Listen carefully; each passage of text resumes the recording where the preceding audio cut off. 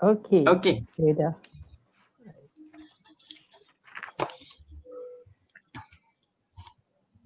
Okey, kita dah mula live. Jadi kita bagi masa sekejap untuk panggil rakan-rakan kita bersama dengan sesi kita ni malam ni. Boleh sharekan link untuk program kita, sharekan link daripada Apa di Langit. Saya pun tengah sharekan jugalah.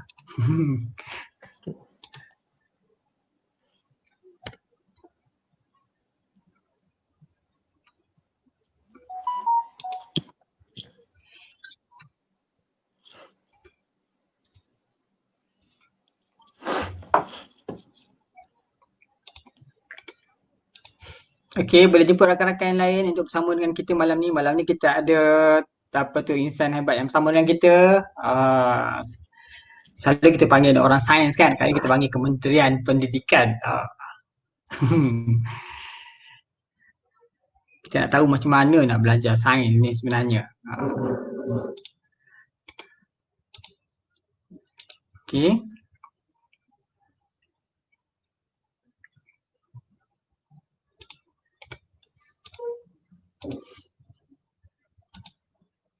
Ya, jemput lagi rakan-rakan kita untuk bersama malam ni.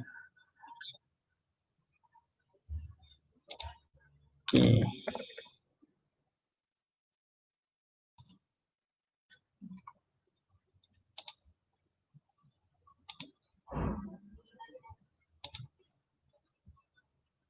Kita panggil lagi kawan-kawan kita.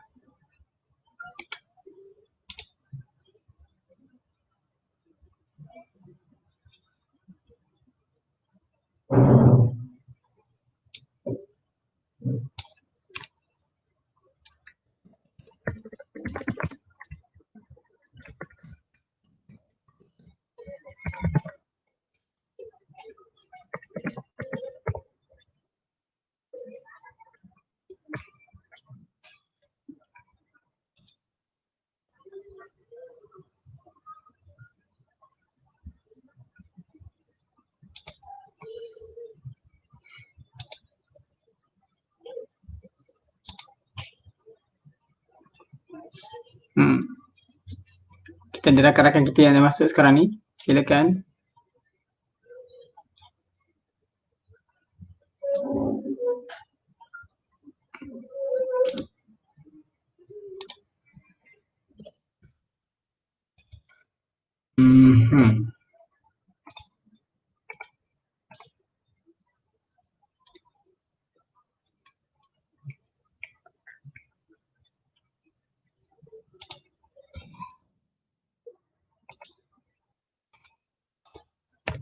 Silakan invite kawan-kawan kita untuk bersama kita malam ni. Kita nak belajar bagaimana kita boleh belajar sains dengan cara yang berkesan. Apa peranan kita dan untuk menarik minat pelajar kita, anak-anak kita belajar sains dengan kaedah IBSE, Inquiry Based Science Education. Apa itu IBSE? Nanti akan dikongsikan oleh Dr. Ehsan sebentar lagi. Jadi kita panggil kawan-kawan kita, jom bersama dengan kita malam ni. Kita belajar kaedah pengajaran yang berkesan. Banyak soalan yang kami dapat. Terima kasih kepada mereka yang menghantar soalan dan mungkin nanti kawan-kawan kita yang bersama dengan kita malam ni nak berkongsi, nak bertanya atau nak kongsikan pendapat, idea, silakan berikan komen anda. Nanti dalam sesi ni kita akan cuba petik mana-mana yang kita akan petik nanti untuk kita kongsikan pada semua, dan kalau ada soalan-soalan silakan kita akan mungkin akan bertanyakan juga soalan tersebut pada doktor nanti.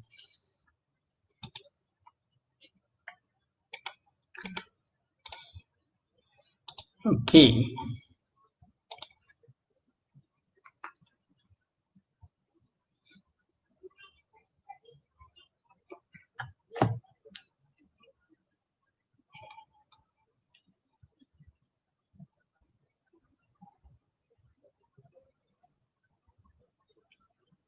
Okey, kita bagi masa lagi beberapa minit untuk panggil kawan-kawan kita.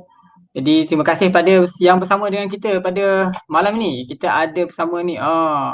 Kita ada, saya takkan siapa ni. Mungkin saya boleh kongsikan. Kita ada Muhammad Alif. Assalamualaikum. Okey. Waalaikumsalam. Kita ada Muhammad Alif. Azim, mikrofon nak dengar Azim? Ada. Okay, cool. Alright. Dan kita ada Muhaini Muhammad. Hello. Tapi dia tulis kat bawah tu, lepas tu Irfan here. Ini doktor, ada kawan-kawan doktor ke di sini? Irfan here. Terima kasih kerana bersama dengan kita. Siapa yang ada, jom kita kongsikan di sini. Sampaikan salam pada doktor kita. Kita ada doktor kita dekat sini. Macam mana kita nak pupuk minat pelajar anak-anak kita dengan sains pada masa yang sama dengan keadaan yang sungguh mencabar waktu ni. Semua berada dalam rumah. Kita tak tahu lagi macam mana keadaan selepas ni pendidikan kita, kan. Sempat saya berbual dengan doktor tadi. Sampai bila agaknya kita semuanya anak-anak nanti akan belajar di rumah. Satu yang agak mencabar bagi semua, saya rasa bagi kami, bagi doktor sendiri yang ini norma baru kita, dan juga saya percaya untuk ibu bapa kita. Betul doktor kan? Saya rasa ibu bapa. Saya pun ada anak sekolah, ada orang anak sekolah rendah. Sukar lah. Kerana saya percaya tahap fokus retensi mereka dalam sewaktu belajar tu tak sama macam di sekolah kan? Tak sama. Cabaran sangat besar. Kita kena bersama dengan dia orang untuk membolehkan dia belajar. Itu sungguh mencabar tu. Sebab ayahnya ada kerja lain juga. Itulah isu dia. Parents ada kerja kan, tak boleh nak bagi perhatian sepenuhnya lah dekat anak-anak. Okey, jom mari sama-sama dengan kita. Panggil kawan-kawan kita, sebarkan link yang ada. Tanyakan soalan nanti, kongsikan apakah pendapat anda kita tentang IBSE. Mungkin yang bersama dengan Kementerian Pendidikan atau guru-guru sains kita, atau yang biasa dengan STEM lah, biasa dengan perkataan IBSE, mereka nak tahu lebih lanjut, nak dalami lagi apa itu IBSE, ini peluangnya.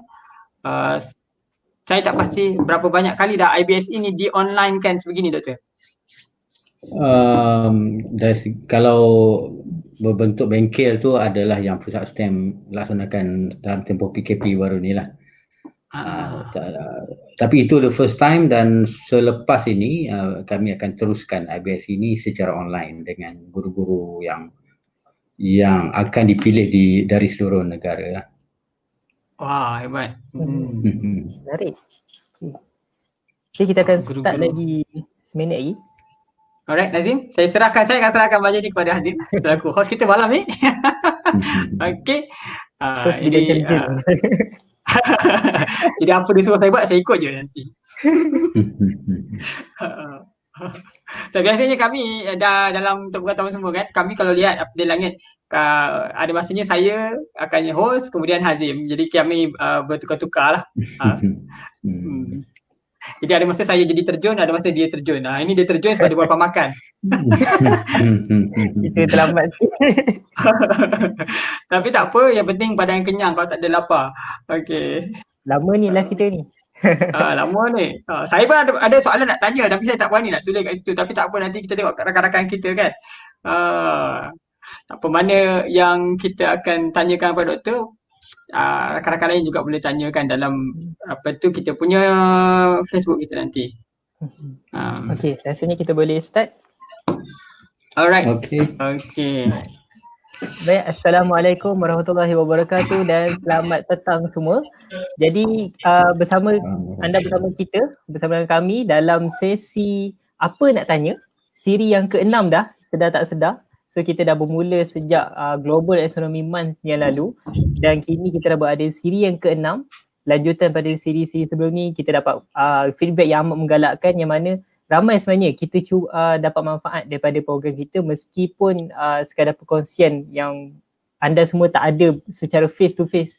At least dengan cara ni, dengan norma yang baru, kita dapat pupuk satu bidang yang baru untuk kita minat terhadap ilmu dalam apa jua keadaan. Okey. Jadi untuk malam ni bersama kita untuk siri yang ke-6 adalah inilah tetamu kita pada malam ni, iaitu Dr. Ehsan Ismail. Beliau merupakan Ketua Penolong Pengarah Kanan Pusat STEM Negara, Bahagian Perancangan dan Penyelidikan Dasar Pendidikan Kementerian Pendidikan Malaysia. Jadi saya alu-alukan kedatangan Dr. Ehsan selaku panel kita untuk malam ini. Sedikit mengenai latar belakang beliau. Jadi dari segi latar belakang, beliau mempunyai Bachelor of Science Honours dalam bidang matematik, statistik dan juga operational research daripada University of Manchester UK. Kemudian mempunyai Diploma Pendidikan Sains dan Matematik Maktab Perguruan Persekutuan Pulau Pinang. Seterusnya meneruskan bidang pengajian di peringkat master dalam Mathematics Education di UKM, Universiti Kebangsaan Malaysia. Dan seterusnya memperoleh PhD dalam Data Environment Analysis DEA dari University of Warwick di UK, United Kingdom. Wow. Baik. Saya rasa kan Jadi- Azim, saya rasa kan kalau bagi nombor pada doktor ni kan dia boleh congak je tau. Dia kalau dengan doktor kita bagi, tak ada nombor macam 15 kali 15 tak ada, 15 kuasa 2, punca kuasa 3 gitu. Atau dia analisis kita bagi derivation ke kan. Dia tahap tinggi doktor ni. Terima kasih selamat datang doktor. Terima kasih. Terima kasih jemput saya untuk program ni. Ya. Sama-sama. Okey, silakan kita ke mana sekarang Azim? Okey. Okey, jadi untuk pengetahuan semua, sesi kita malam ni berkisar dengan tajuk mengenai semua dah tahu kan mengenai apa, iaitu berkaitan dengan saya terlupa sikit ni. Berkaitan dengan apa ni Cik Atin? Okey, kita berkaitan dengan dia kenyang sangat tu. Okey, tajuk kita hari ni adalah berkenaan dengan pendidikan sains dan angkasa dengan IBSc. Apa itu IBSc? Acquire based knowledge science education. Nanti kejap lagi doktor akan ceritakan dulu pada kita semua apa itu IBSc. Saya pun tak tahu kan, kita nak belajar dulu apa itu IBSc, biar doktor terangkan bagi semua audiens kita dengar. Kemudian lepas tu baru kita akan masuk kepada soalan-soalan. Doktor dah sediakan slide yang cantik untuk kita belajar bersama malam ni. Jadi tak sama seperti siri-siri yang lain. Sebelum ni kita terus pergi pada soalan. Tapi kali ini perkara yang agak baru dan lebih menjurus kepada pedagogi ataupun kaedah pembelajaran sains, dan kita nak kaitkan sikit mungkin dengan angkasa kerana saya percaya astronomi ataupun sains teknologi angkasa berkait sebenarnya. Mereka itu adalah sains. Jadi ini adalah ilmu alatnya. Ini adalah ilmu alatnya yang kita nak belajar ini. Jadi rakan-rakan kita jom panggil kawan-kawan kita bersama. Malam kita dah bersama dengan Dr. Ehsan. Okey. Azim, silakan. Okey. Jadi untuk round yang pertama, saya mempersilakan Dr. Ehsan untuk memulakanlah sesi pertama ni sebelum kita ke sesi Q&A. Dipersilakan Dr. Okey, Terima silakan Dr. kasih Azim, terima kasih Hafiz. Jadi saya share skrin ya. Saya share saya punya slide. Okay. Right. Ada doktor? Dapat? Dapat, okay. Sekejap, saya tak nampak lagi. Dah keluar dah? Belum lagi kan? Okay, nampak tak? Sekejap, belum lagi. Belum lagi? Ada? Ada kan? Tak muncul. Ada dah nampak? Tak ada. Dr. share screen dekat. Saya dah share screen dah. Sebab dia tak muncul. Dia ke alamak. Tak apa. Kalau tak ada, saya pakai yang saya punya tadi. Boleh kan, Doktor? Okay, boleh. Share dari situ. Saya pakai yang tadi kejap ya. Saya share yang Doktor beri tadi. Sama kan slide ni kan? Sama. Sama. Okey. Apa yang slide show? Okey, sekejap ya. Okay. Nampak kan ni? Okay. Okay. Nampak kan? Okay, jadi saya go through slide ni secara ringkas saja dulu. Sebelum kita tentang IBSc ini, saya nak bagi sedikit preamble tentang pendidikan STEM lah. Sebab IBSc ini adalah sebahagian dari usaha kami di Pusat STEM Negara untuk memperkembangkan pendidikan STEM di Malaysia. Okay, next kita tengok slide seterusnya. Jadi ini semua berlaku disebabkan oleh sekarang kita berada dalam IR 4.0 ataupun Revolution Industrial 4.0. Sebenarnya bila berlakunya PKP ni secara automatically kita dah berada dalam dunia IR 4.0 ni, di mana kita terpaksa menggunakan teknologi yang ada di sekeliling kita untuk meneruskan pendidikan dan sebagainya. Kalau sebelum ini bila saya terangkan tentang revolusi industri keempat ni, nampak macam teori saja, tapi bila berlakunya PKP automatically benda tu dah ada di depan mata kita ya. Di mana dalam revolusi industri keempat ni dia semuanya adalah connected. Kita terhubung di antara satu sama lain, antara kita dengan orang lain, dengan gadget, dengan device, dengan pelbagai perkara. Jadi walaupun saya di Putrajaya, Hafiz dengan Hazim di rumah masing-masing, tapi kita masih boleh berkomunikasi menggunakan video dan sebagainya. Jadi because of this, kita kena sediakan anak-anak kita untuk dunia mereka. Sekarang kita dah nampak sedikit gambaran apa yang akan berlaku pada masa hadapan. Saya yakin bila anak-anak kita ni masuk ke alam pekerjaan, pelbagai perkara baru akan berlaku. Oleh itu kita kena sediakan mereka untuk dunia mereka ini. Okay, next slide. Jadi dalam era ini pelbagai teknologi baru muncul seperti AI, IoT, blockchain, 3D printing, AR, VR, robotik, big data, cloud computing dan macam-macam lagi lah. Dan ini mengubah landscape pekerjaan. Pekerjaan kita sekarang tak macam pekerjaan anak-anak kita nanti, tak macam pekerjaan yang kita sedang buat sekarang. Oleh itu mereka memerlukan kemahiran berasaskan STEM. Okay, next.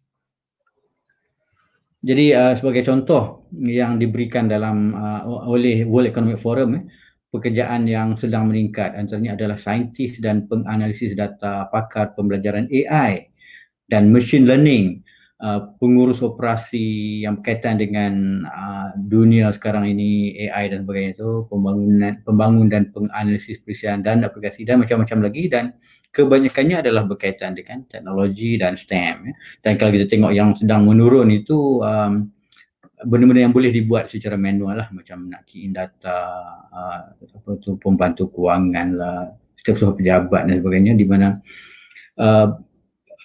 teknologi yang sedia ada sekarang akan membantu kita melaksanakan pekerjaan-pekerjaan ini ya. Okay, next. Oleh itu kemahiran yang diperlukan untuk membolehkan anak-anak kita mendapat pekerjaan yang disenaraikan tadi, nombor satu sekali adalah pemikiran analytical dan inovasi ya. Bermakna anak-anak kita ni mereka mestilah boleh berfikir secara analytical ya, dan menjadi orang yang inovatif, sebab mereka perlu menyelesaikan sesuatu masalah yang dihadapi dengan melakukan sesuatu yang baru yang mungkin tak pernah dibuat sebelum itu. Dan untuk itu kemahiran dari segi pembelajaran aktif dan strategi pembelajaran perlu ada kreativiti, ketulinan dan inisiatif, ketulinan ataupun originality, kemahiran dari segi pengaturcaraan dan reka bentuk teknologi, pemikiran kritis dan analisis dan sebagainya. So kalau kita tengok daripada 10 kemahiran ini, kebanyakannya adalah berkaitan dengan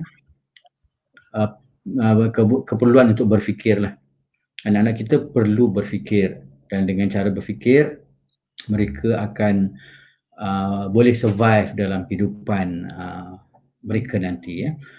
Okay, untuk membolehkan anak-anak kita mendapat kemahiran seperti yang disenaraikan di situ, apa yang kita kena buat sekarang? Adakah dengan apa yang mereka lalui sebelum ini, iaitu pergi ke sekolah, belajar untuk jawab soalan peperiksaan, menghafal teknik menjawab dan sebagainya, adakah kita sebenarnya menyediakan mereka untuk mendapat kemahiran-kemahiran ini? Sebenarnya saya nampak macam tidak sebab selama ini kita, cikgu, ibu bapa bekerja keras untuk membantu anak-anak kita, yang especially cikgu yang memang work very hard untuk bantu anak-anak ni, dan mereka hanya terima dan luahkan balik dalam peperiksaan. Sekarang kita nak benda tu berubah. Mereka yang perlu berfikir, mereka yang kena bekerja keras untuk berfikir. Cikgu facilitate, bukan cikgu yang berfikir untuk mereka. Okay, next.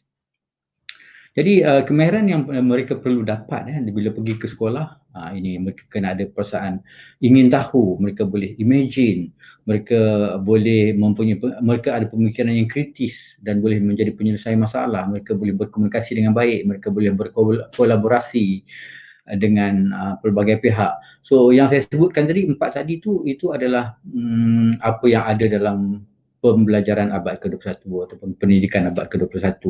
4C tadi 4C iaitu critical thinking, creativity, communication dengan collaboration. So apabila anak-anak ni pergi ke sekolah, mereka kena latih untuk mendapat kemahiran 4C tadi.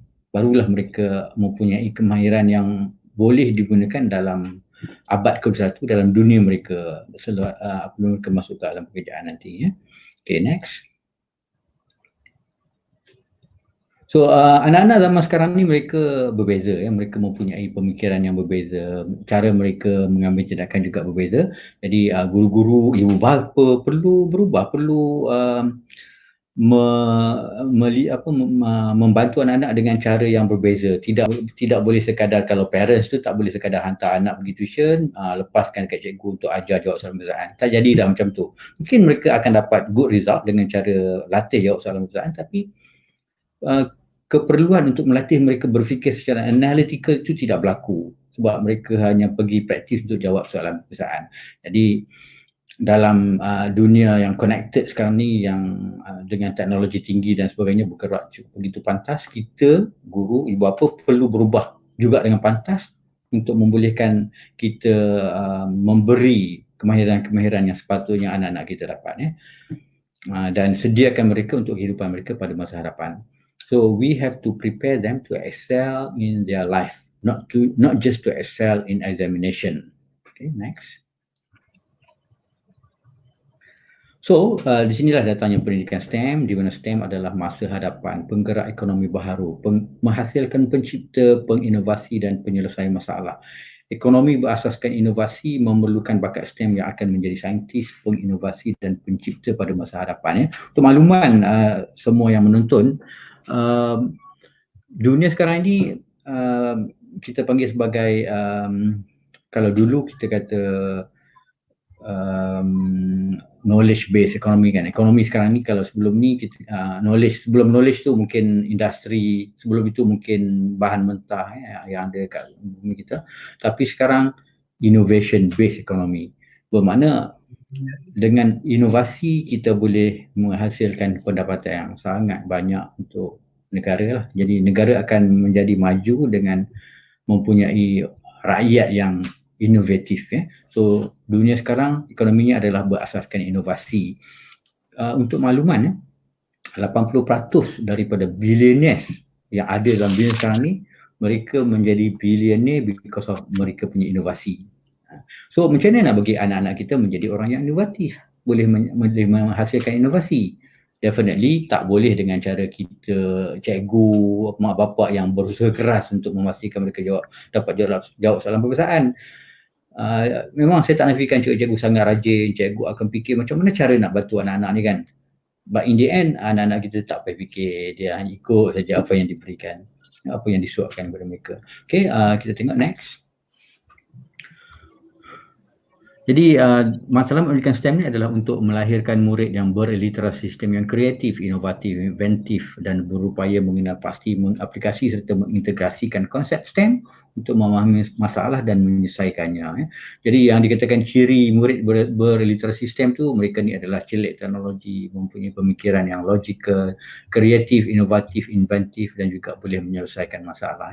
Jadi pendidikan kita nak membawa kepada anak-anak yang mempunyai ciri-ciri literasi sistem seperti ini.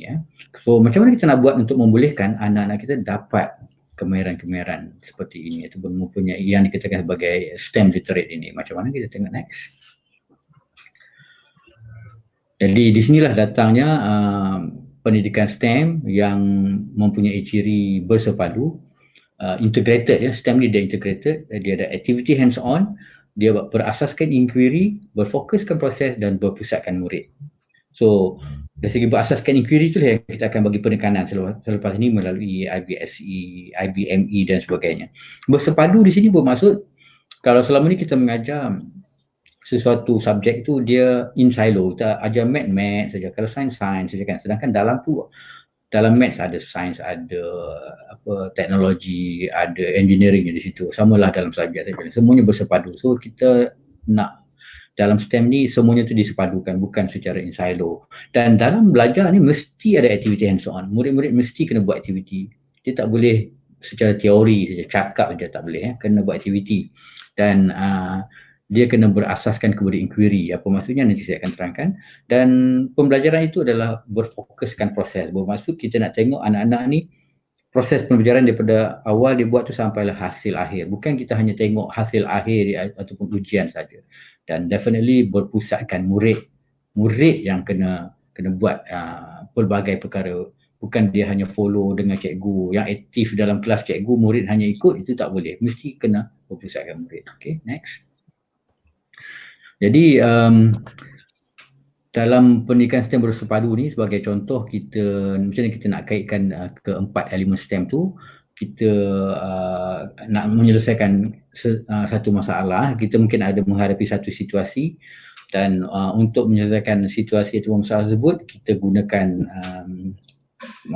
pengetahuan yang diperolehi secara saintifik, inquiry saintifik tadi, dan juga kita kaitkan dengan ilmu matematik yang ada. Kita gunakan proses reka bentuk kejuruteraan untuk menghasilkan satu penyelesaian masalah tadi dengan kita reka bentuk teknologi, ya. Okey, jadi sains, matematik, ilmu tu digunakan dari segi engineeringnya adalah proses reka bentuk kejuruteraan tadi, dan teknologinya adalah samping produk yang kita hasilkan untuk menyelesaikan masalah itu adalah teknologi. So di situlah dia bersepadu, ya. Okay, next. Okay, so sekarang kita masuk kepada pendidikan berasaskan inquiry, IBE. Ini saya secara umum saya sebut IBE. Kalau kita nak fokus kepada sains, dia akan jadi IBSE, Inquiry Based Science Education. Kalau nak fokus kepada matematik, dia akan jadi IBME, Inquiry Based Mathematics Education. Walaupun fokus kepada sains ataupun matematik, tetapi dia tetap ada integrated dengan elemen STEM tadi. So walaupun IBSE contohnya sains, tapi dalam tu tetap ada matematiknya, ada engineeringnya, ada teknologi, ya. Okay, pendidikan berasaskan inquiry ni adalah untuk membolehkan anak-anak kita ni betul-betul faham apa yang mereka pelajari, dia faham konsep dan dia boleh guna pengetahuan tadi dalam kehidupan dia. Bukan sekadar dia hafal dan dia jawab soalan perusahaan, ya.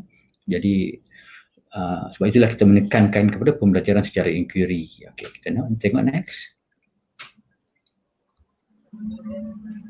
Okey. Maksud perkataan inquiry itu sendiri, inquiry ni adalah pertanyaan lah kan, bertanya. Ada persoalan. So dia bermula dengan persoalan. Anak-anak kita dari peringkat umur sebelum tadika lagi sampai ke tahap 1 kan, tahun 1, 2, 3 tu, mereka banyak persoalan. Mereka ada banyak inquiry dalam minda mereka. So kita kena pupuk persoalan yang ada pada mereka ni. Kita kena rajin untuk memastikan mereka terus mempunyai persoalan dan cuba cari jawapan kepada soalan tadi. So dia bermula dengan persoalan. Mereka nak tahu satu benda, mereka curious dengan satu fenomena. Dari situ, instead of kita bagi jawapan, kita minta mereka untuk explore, untuk buat aktiviti penerokaan untuk dapatkan jawapan tadi. Okay, so itu dah step yang kedua, mereka buat aktiviti, dapat jawapan, dan dari situ mereka boleh buat kesimpulan ataupun boleh bagi jawapan kepada persoalan yang timbul tadi tu. Ya, saya dah tengok beberapa soalan yang diberi lebih awal tu. Ini nanti saya akan jelaskan macam mana kita boleh jawab soalan tadi dengan menggunakan kaedah secara inquiry ni, ya. Itu kita ada persoalan, daripada soalan tadi kita cari jawapan dengan membuat penerokaan, dan dah selesai penerokaan, kita dah dapat jawapan, kita boleh share jawapan tadi dan kita boleh berbincang lah jawapan tu betul tak betul, ada tak cara lain dan sebagainya, ya. Okay, so 3 perkara utama. Ya. Jadi 3 perkara utama yang mesti ada dalam inquiry based education ini adalah soalan, penerokaan, kesimpulan. Okay, kita tengok next. Macam mana kita nak buat dalam kelas. Okay, bila Pusat STEM melaksanakan IBSE, IBME bermula tahun 2018, memang ada persoalan-persoalan daripada cikgu yang mengatakan yang anak-anak murid mereka ni tak boleh buat secara inquiry, level mereka terlampau rendah katanya. Kalau kita terangkan, kita bagi soalan, suruh jawab pun tak boleh, apatah lagi mereka sendiri yang nak cari jawapan. Itu ada yang beranggapan macam itulah, ni yang cikgu berkenaan cakap sendiri dengan saya masa saya pergi buat aktiviti-aktiviti seperti ini di seluruh Malaysia. Tapi sebenarnya inquiry ini dia ada 4 tahap yang berbeza. Dia bermula dengan tahap pengesahan, inquiry pengesahan. Lepas tu pergi pada inquiry berstruktur, inquiry terbimbing dan inquiry terbuka. Yang cikgu tu maksudkan tadi mungkin yang inquiry terbuka, yang paling tinggi tahap dia iaitu semuanya murid buat sendiri. Mungkin tak semua murid boleh buat macam tu. So kalau yang biasa, murid yang agak rendah dia punya level ni, kita mula dengan inquiry pengesahan, iaitu cikgu bagi, tadi kan ada 3 perkara, persoalan, prosedur dengan kesimpulan, ataupun prosedur berkaan tadi dengan kesimpulan. So cikgu bagi ketiga-tiga ni, cikgu bagi persoalan, cikgu bagi cara nak buat aktiviti ataupun cara nak buat penerokaan tadi, dan cikgu bagi kesimpulan, jawapan dah bagi. Murid buat balik untuk mengesahkan apa yang cikgu cakap. Itu adalah inquiry pengesahan. Bermakna kalau murid kita level dia rendah pun, dia masih boleh buat. Dia hanya follow apa yang cikgu dah buat. But in the end, dia mengesahkan apa yang cikgu cakap. Bukanlah dia hanya terima bulat-bulat apa yang cikgu cakap. Kalau bukan inquiry, dia tanya soalan, kita bagi jawapan. Dia hanya dengar apa kita cakap. Tapi yang ni, dia buat aktiviti. Walaupun aktiviti itu dah dibagi oleh cikgu. Okay. Kalau yang lebih tinggi sikit tahap dia, inquiry berstruktur, tahap yang kedua. Dalam inquiry berstruktur ni, persoalan dengan prosedur penerokaan tadi cikgu bagi. Tapi conclusion ataupun kesimpulan murid yang buat sendiri berdasarkan hasil daripada penerokaan yang dia dapat tu. Kalau seterusnya yang lebih tinggi sikit, cikgu bagi persoalan saja, tapi macam mana nak cari meneroka, nak cari jawapan persoalan tadi, murid kena buat sendiri. Mungkin dalam kes ini, cikgu bagi persoalan, cikgu bagi beberapa bahan, mungkin diletakkan atas meja bahan, murid pilih nak guna bahan apa dan macam mana nak buat untuk cari jawapan kepada persoalan tadi, dan akhirnya dia buat conclusion. Itu dah terbimbing.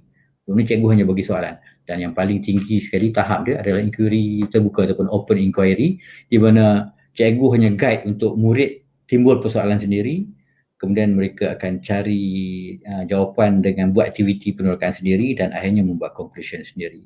Jadi kalau kita ada murid yang berbeza dia punya kebolehan, kita gunalah kaedah inquiry yang lebih rendah tahap dia, dan kalau murid tu mungkin tinggi dia punya kebolehan, gunalah inquiry yang lebih tinggi tahap dia.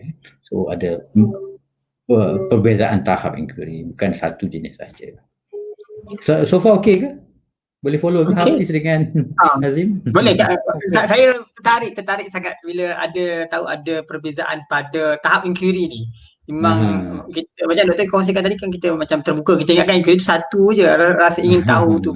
Tapi bila dikongsikan kepada 4 ni, baru saya tahu bagaimana kita nak bimbing dengan macam mana kaedahnya. Ini soalan yang menarik kerana IBSE ni saya percaya untuk kita macam sebagai kami yang sebagai science communicator, khususnya dalam bidang astronomi atau teknologi angkasa kan, jadi kita kadang-kadang pergi macam istilahnya mungkin saya boleh kata macam kita bentang je apa kita nak. Jadi kadang-kadang kita tak merangka apa jenis inquiry ni, macam mana kita nak membentuk, nak menyampaikan sesuatu mengikut struktur yang mungkin begini. Itu cara yang saya rasa menarik, dan dia kerana kita bukan mahu mereka menghafal fakta astronomi atau fakta sains angkasa atau apa sahaja, fakta fizik ke, fakta matematik ke, tapi mereka mahu tahu dan mencari jalan kerja sendiri. Itu saya, sebabkan saya teringat masa saya belajar matematik tambahan dulu kan, ada seorang cikgu namanya insyaAllah nama dia Cikgu Kasim. Bila dia tulis, dia tak mengajar jawapannya, tapi dia mengajar bagaimana mencari formulanya. Jadi tengah jadi macam mencari formula. Jadi panjang mencari formula tu, hujung sekali kawan-kawan saya yang ada dekat sini dia akan sebut hari dan malam. Sebab panjang kan cara nak dapatkan dia punya formula, belum jawapan lagi. Tapi itu penting sebab bila dapat formula tu kita akan lebih faham jawapan tu kan nanti. Dia important. Itu adalah antara kami lakukan dalam inquiry based mathematics education, IBME. Hari ini saya terangkan IBSE kan. IBME pun ada. Kalau antara aktivitinya adalah kita tunjukkan macam mana nak dapatkan formula tu instead of just guna formula. Betul. Saya tertarik bila dia kata IBME. Nanti kita boleh buat Hazim kan AE Inquiry Based Astronomy Education. Boleh. Okey. Saya nak, sebelum saya teruskan, saya nak kaitkan dengan satu soalan yang dibagi oleh penonton sebelum lebih awal kan. Perasan tak ada tu soalan, dia kata kalau berbanding dengan Jupiter, bumi ni adalah 1300 saiz dia lah 1300 kali ganda bumi kan, boleh masuk 1300 bumi dalam tu. Soalan dia kalau Saturn berapa banyak bumi boleh masuk dalam tu kan. Okay. Kalau kaedah biasa, kita bagi jawapan lah. Saturn dia boleh masuk bumi 734 biji buah bumi dalam tu kan. Tapi that's it lah, habis lah kan. Kita tak nak macam tu. Betul. So, kalau berdasarkan inquiry ni, persoalan dia dah ada. Macam kalau berbanding satu, berapa banyak boleh masuk? Persoalan dah ada. So, kita jangan bagi jawapan, tapi kita macam dia explore. Cara untuk explore tu, aktiviti yang boleh dibuat, antara aktiviti yang kami buat juga dalam IBSE ini adalah kita buat modeling. Modeling ni, kita minta cikgu-cikgu yang terlibat dengan aktiviti tersebut, mereka buat model daripada matahari sampailah ke planet yang ke-8. Matahari paling besar kan. Lepas tu pergi kepada yang pertama apa? Jupiter Mercury yang paling dekat dengan matahari. Lepas tu lepas Mercury Zuhra, lepas tu Bumi. Bumi kan. Bumi yang ketiga kan. So mereka kena cari maklumat saiz setiap bintang ni, setiap planet ni. Lepas tu kita bagi mereka bahan, mereka buatlah dia punya model setiap planet ni berdasarkan saiz yang skala yang sebenar. Maksudnya kalau bumi ni kita ambil bumi ni sebagai satu saiz, satu benda bulat tu bumi. So yang lain tu dia kena buat based on saiz yang berbanding dengan bumi. Nisbahnya lah. Ikut nisbah bumi tadi tu. So mereka buatlah sampai ke semua planet tu, kemudian dengan buat warnakan, buat cantik macam yang sebenar. Lepas tu kita akan pamerkan dan buat penerangan. So dengan cara itu, jawab soalan tadi tu, dia boleh tengok bumi dengan Saturn macam ni beza. So dia boleh buat anggaran agak-agak kalau macam ni Saturn, ini bumi berapa kali ganda boleh masuk. Walaupun mungkin yang bukan yang sebenar, tapi at least dia boleh buat anggaran. Mungkin dia kata 700 kali ganda ke 800 kali ganda ke kan, berdasarkan apa yang dia buat tadi. So dari situ dia akan ingat benda, dia akan faham Saturn tu macam mana saiz dia dan bumi tu macam mana, dia akan ingat forever. Bukan setakat kita bagi jawapan dan mungkin dia akan lupa lepas tu. Betul. Right, jadi itu satu contoh macam mana kita boleh buat yang pembelajaran secara inquiry ini dalam topik yang berkaitan dengan sains angkasa lah. Dan itu berkaitan dengan apa yang sudah kita belajar dalam sains di sekolah rendah dan juga di sekolah menengah. Tapi yang saya bagi contoh tadi itu sebenarnya sekolah rendah. Murid memang belajar tentang planet di sekolah rendah. Okey, cuba kita tengok slide yang seterusnya. Next. Okey, ini model untuk belajar, untuk kita laksanakan IBSE. Model 5E. Tangan sini. 5E. Okay. Model ni kita sebut sebagai teaching model pengajaran. Maksudnya cikgu atau instruction model, cikgu yang guna model ni, bukan student. Bukan untuk belajar, tapi untuk mengajar. Bermakna student tak tahu pun tak apa model ni, cikgu yang kena tahu. Okey, model ni E yang pertama adalah engage. Engage ni kita nak tarik minat murid tadi kepada perkara yang kita nak sampaikan. Betul, perkara yang kita nak murid tadi belajar. So kita engage, kita timbulkan persoalan ingin tahu, kita minta kita buat supaya mereka tertanya-tanya. Lepas tu dah ada persoalan, barulah buat aktiviti, explore. Macam mana nak cari jawapan kepada soalan tadi. Dan dah selesai aktiviti explore tadi, mereka boleh explain jawapan yang mereka dapat hasil daripada aktiviti tadi. Okay, so the first 3E tu sebenarnya dah berlakunya inquiry based di situ. The first 3E tu. Masuk kepada E yang keempat, elaborate, bermakna dia dah dapat satu ilmu di situ, dia boleh gunakan ilmu tadi untuk dia perluaskan lagi, elaborate. Dan akhirnya E yang kelima adalah evaluate. Evaluate ni sebenarnya bukan walaupun dia letak sebagai yang terakhir, tapi dia boleh berlaku di sepanjang proses tu. Masa engage, explore, explain, elaborate, boleh berlaku evaluation. Dan evaluation ni adalah secara formative dan juga summative. So model inilah yang kita nak sebelum kita sampaikan kepada cikgu dalam bengkel-bengkel yang kami buat untuk bila nak laksanakan inquiry base ni, gunakan model ni. Tapi bukan bermakna terhad kepada model ini, mereka boleh saja guna apa cara sekalipun. Tapi ini kami nampak bersesuaian dengan yang dikatakan inquiry based tadi. Saya nak bagi satu contoh macam mana kita boleh gunakan model ini untuk mengajar satu topik dalam sains. Okey, topik ini berkaitan dengan kita panggil apa ya, ketumpatan. Sekarang ni ketumpatan tu budak tahun 3 tau dah mula belajar pasal ketumpatan. Wow.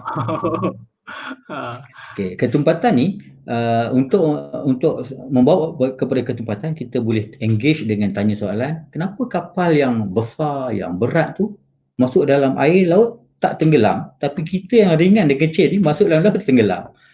Timbulkan persoalan macam tu kan. Sebagai contoh lah, boleh lagi macam-macam persoalan engage macam dengan cara yang lain lagi. So bila dah timbul persoalan tu, mereka pun fikir, kenapa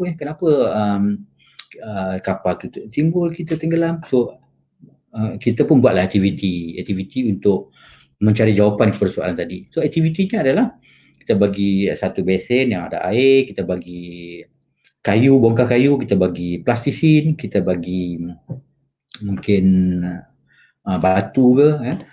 So masukkan dalam tu, so macam bongkar kayu dia akan timbul. Plastisin tu kalau kita bagi dalam bentuk bulat ke, dia akan tenggelam. Batu memang tenggelam lah. Okay. Dari situ barulah kita akan guide mereka untuk cari maklumat. Maklumatnya adalah isi padu bahan tadi, isi padu kayu, isi padu batu, isi padu plastisin.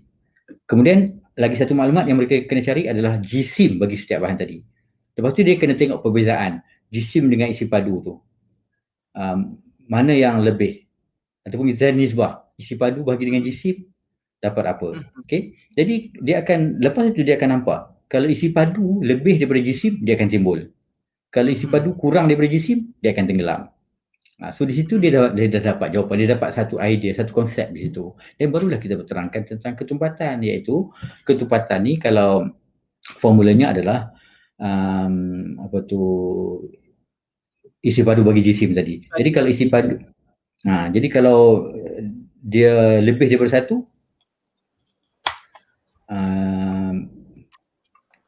dia akan timbul contohnya. Kalau dia lebih daripada satu, timbul.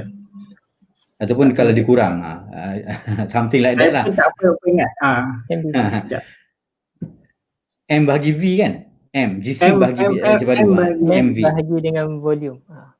Bermakna jisim bahagi isi padu. Jadi kalau jisim bahagi isi padu, jadi kalau jisim tu kurang daripada isi padu, bermakna kita akan dapat kurang daripada satu kan? Kurang daripada satu dia akan timbul. Ya. Kalau lebih daripada satu, jisim kalau lebih daripada satu, maknanya jisim lebih daripada isi padu, dia akan tenggelam. So murid dia dapat konsep tu, dan dia lepas tu cikgu kena explain lah bahawa isi padu air adalah satu, ketumpatan air adalah satu.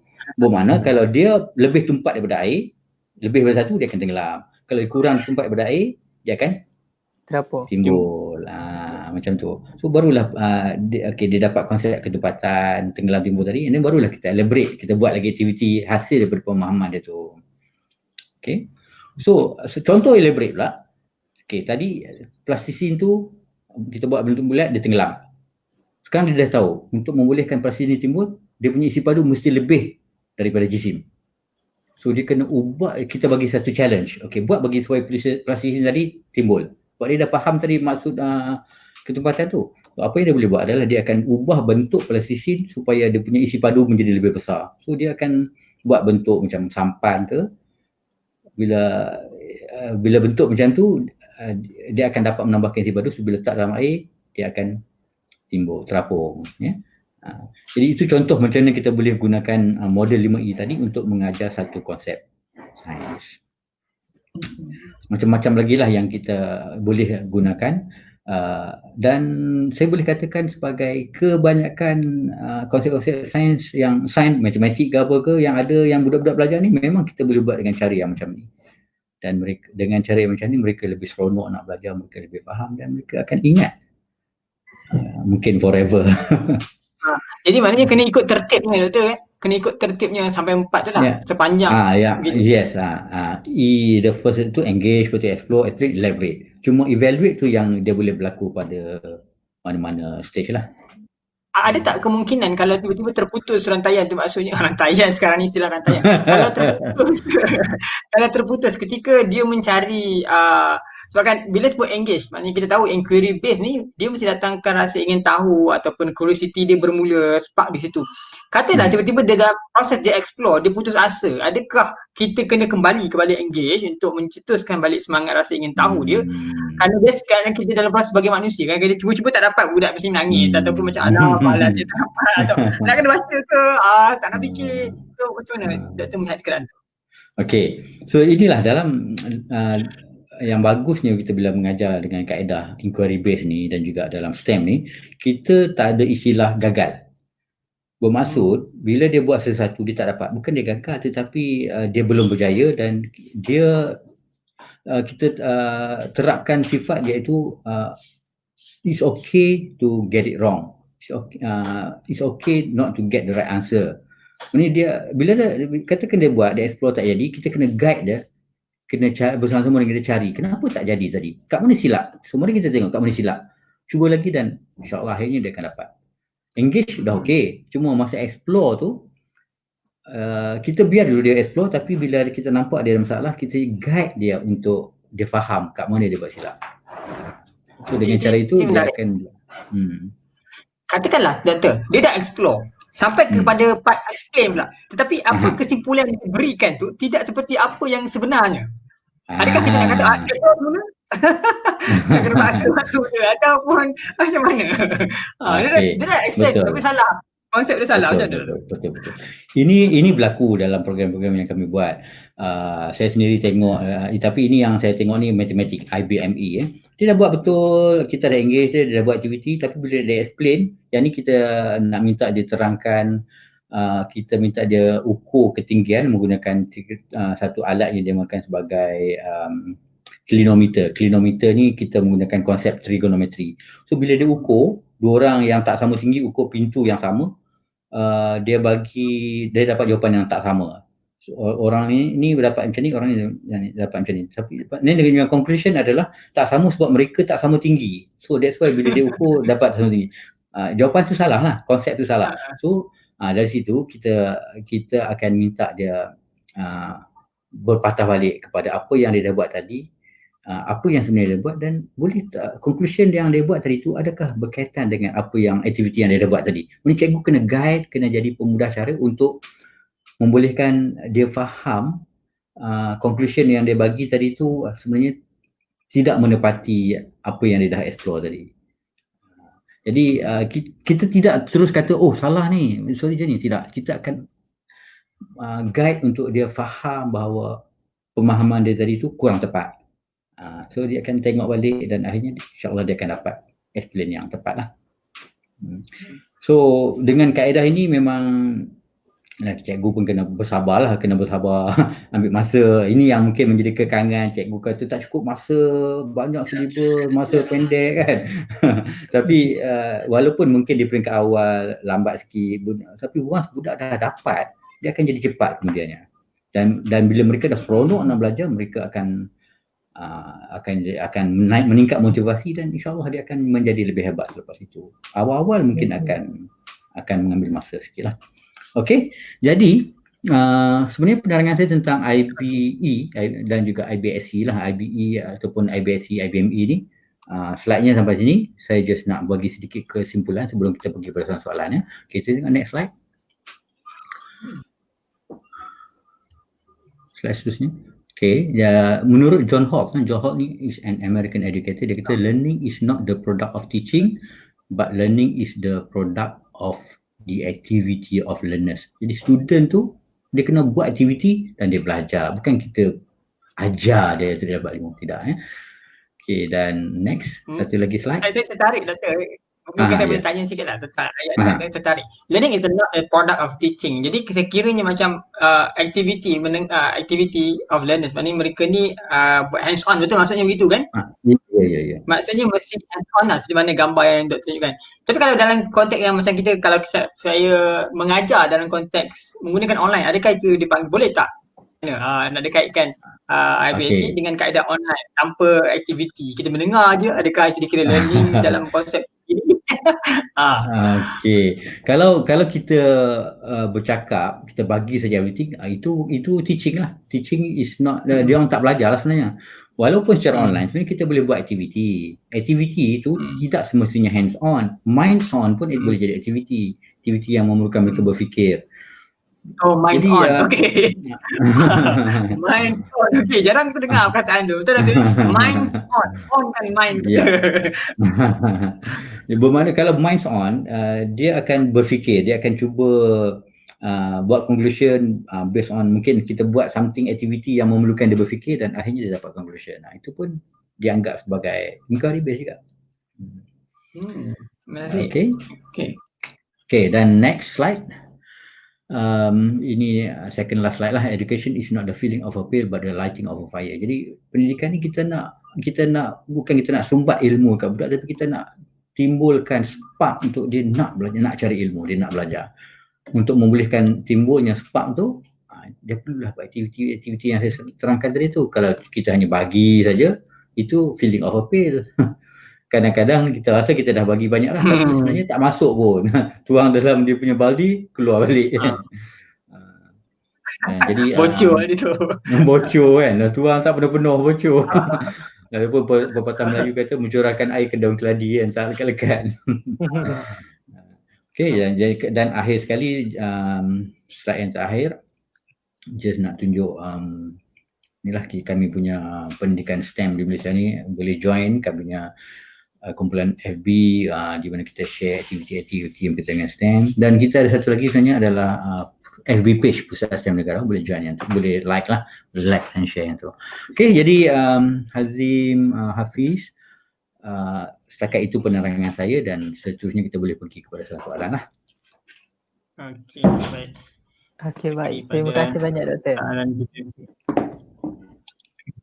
Jadi kita dah dapatlah satu gambaran bagaimana satu gambaran mengenai apa itu IBE ataupun IBSE, iaitu Inquiry Based Learning Education ataupun Inquiry Based Science Education. Termasuk juga Doktor sentuh dengan mengenai mathematics, dan juga mungkin kita boleh implement dalam IBAE pula untuk astronomy dan space education. Betul lah tu. Okay. Kita boleh cuba tu kan. Kemudian kita kerjasama dengan kita untuk buat modul khas pasal tu. Ya, boleh. 5E tu. Ya. Jadi penerapan tu penting lah. Maksudnya dari segi yang 5E yang kita nampak Doktor amat menekankan, iaitu engage, explore, explain, elaborate dan juga evaluate. Yang mana kalau kita lihat dalam waktu sekarang ni, pelajar tidak dapat ke sekolah, tetapi mereka melekat di rumah, dan guru yang terdekat dengan mereka yang sejak mereka lahir adalah ibu bapa.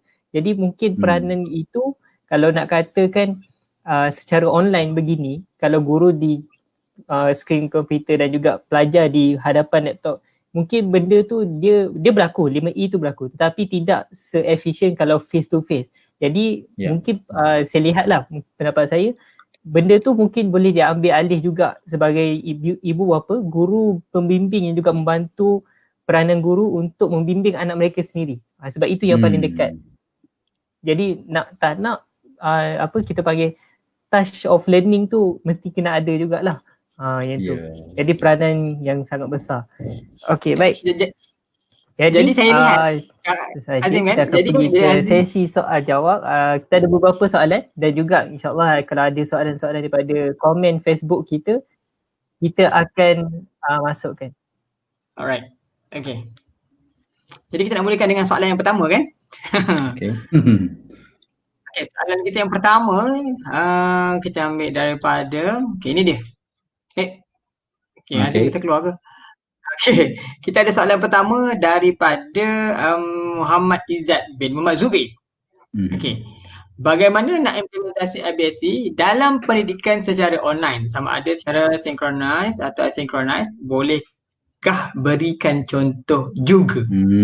Okay. Satu soalan yang bagus. Ini sebenarnya cabaran juga untuk kita cikgu, untuk kami di Pusat STEM, di mana selama ni bila kita buat aktiviti ni memang secara face to face, kita tak pernah lah buat secara online. Tapi bila berlakunya PKP, COVID-19 dan kita dalam PKP masa tu, kita terpaksa fikir macam mana kita nak boleh bagi teruskan bagi ilmu dekat student, dekat cikgu, dekat student secara online.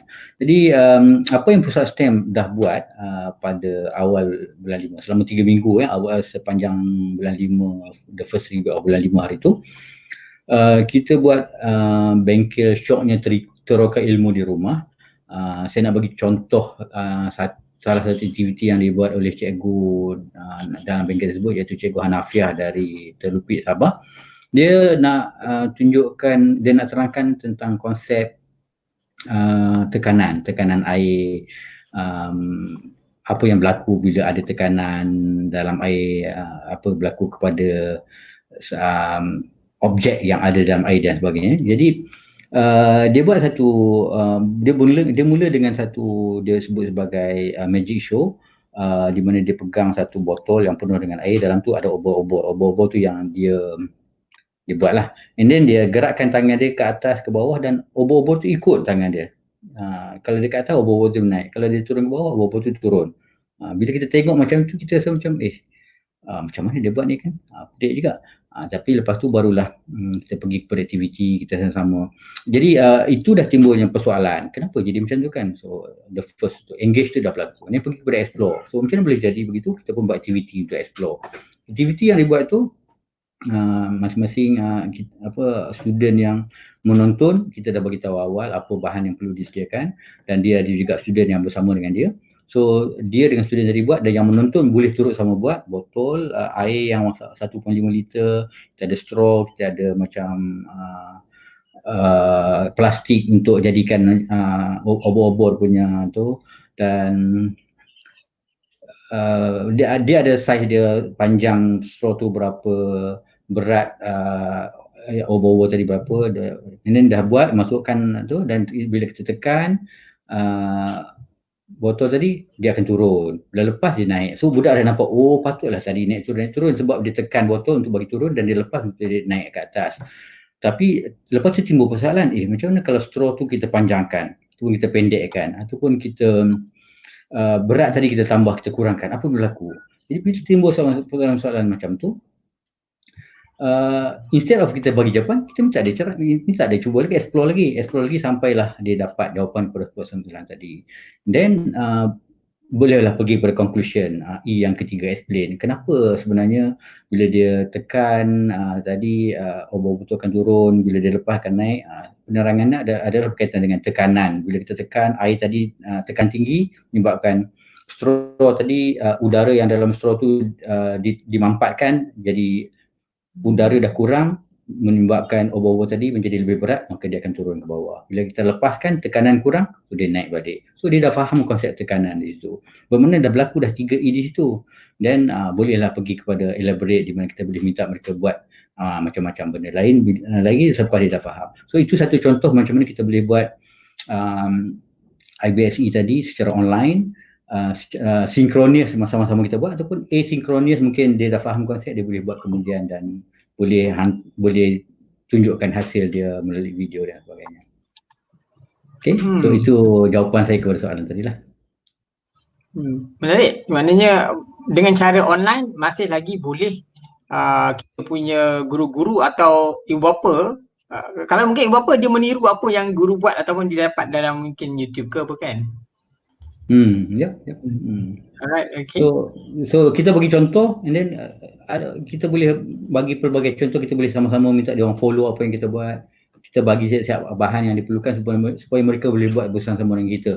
Cuma kalau kita nak macam yang kami buat tu, kami guna YouTube, jadi orang yang buat sama-sama dia hanya boleh komen lah. Kalau dia masalah dia tanya dalam chatting lah. Tapi kalau kita gunakan macam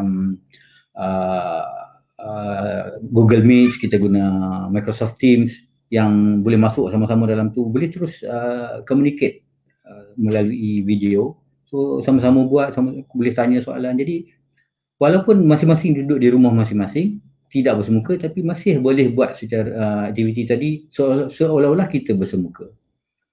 Dengan teknologi yang ada sekarang ni, benda tu bukanlah satu masalah lagi. Okey, dari kita punya Hazim dia terputus sekejap lah rantaian dia kan.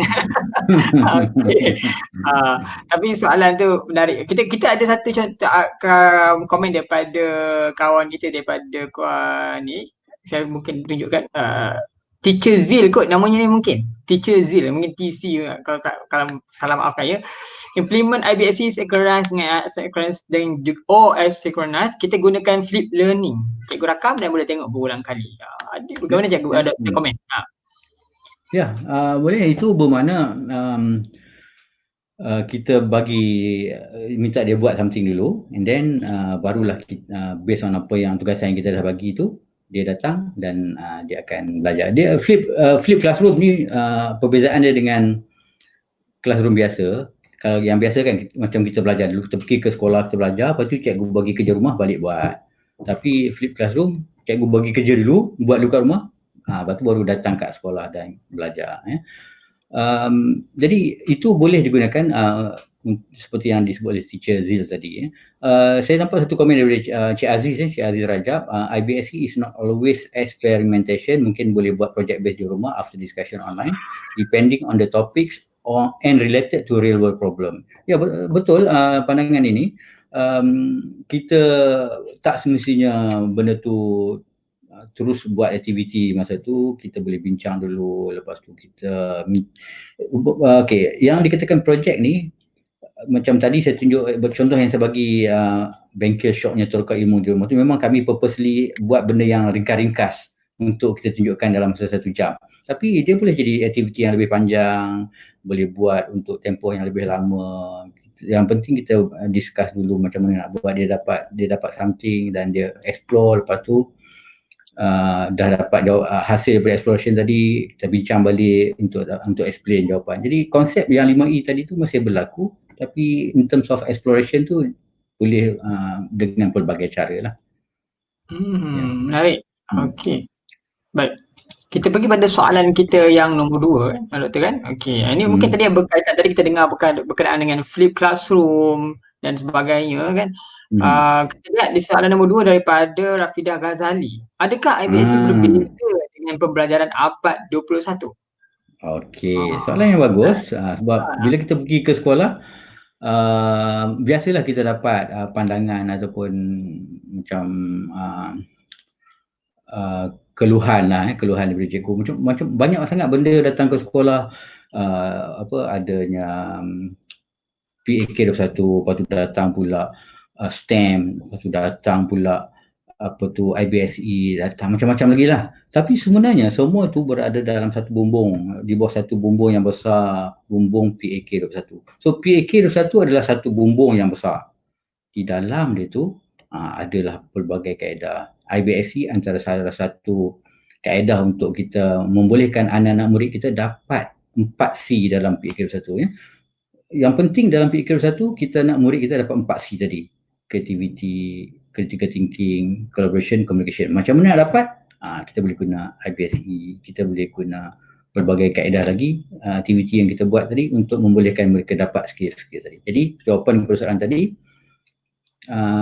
bukan, ianya tidak berbeza tapi saling berkaitan lah antara satu sama lain.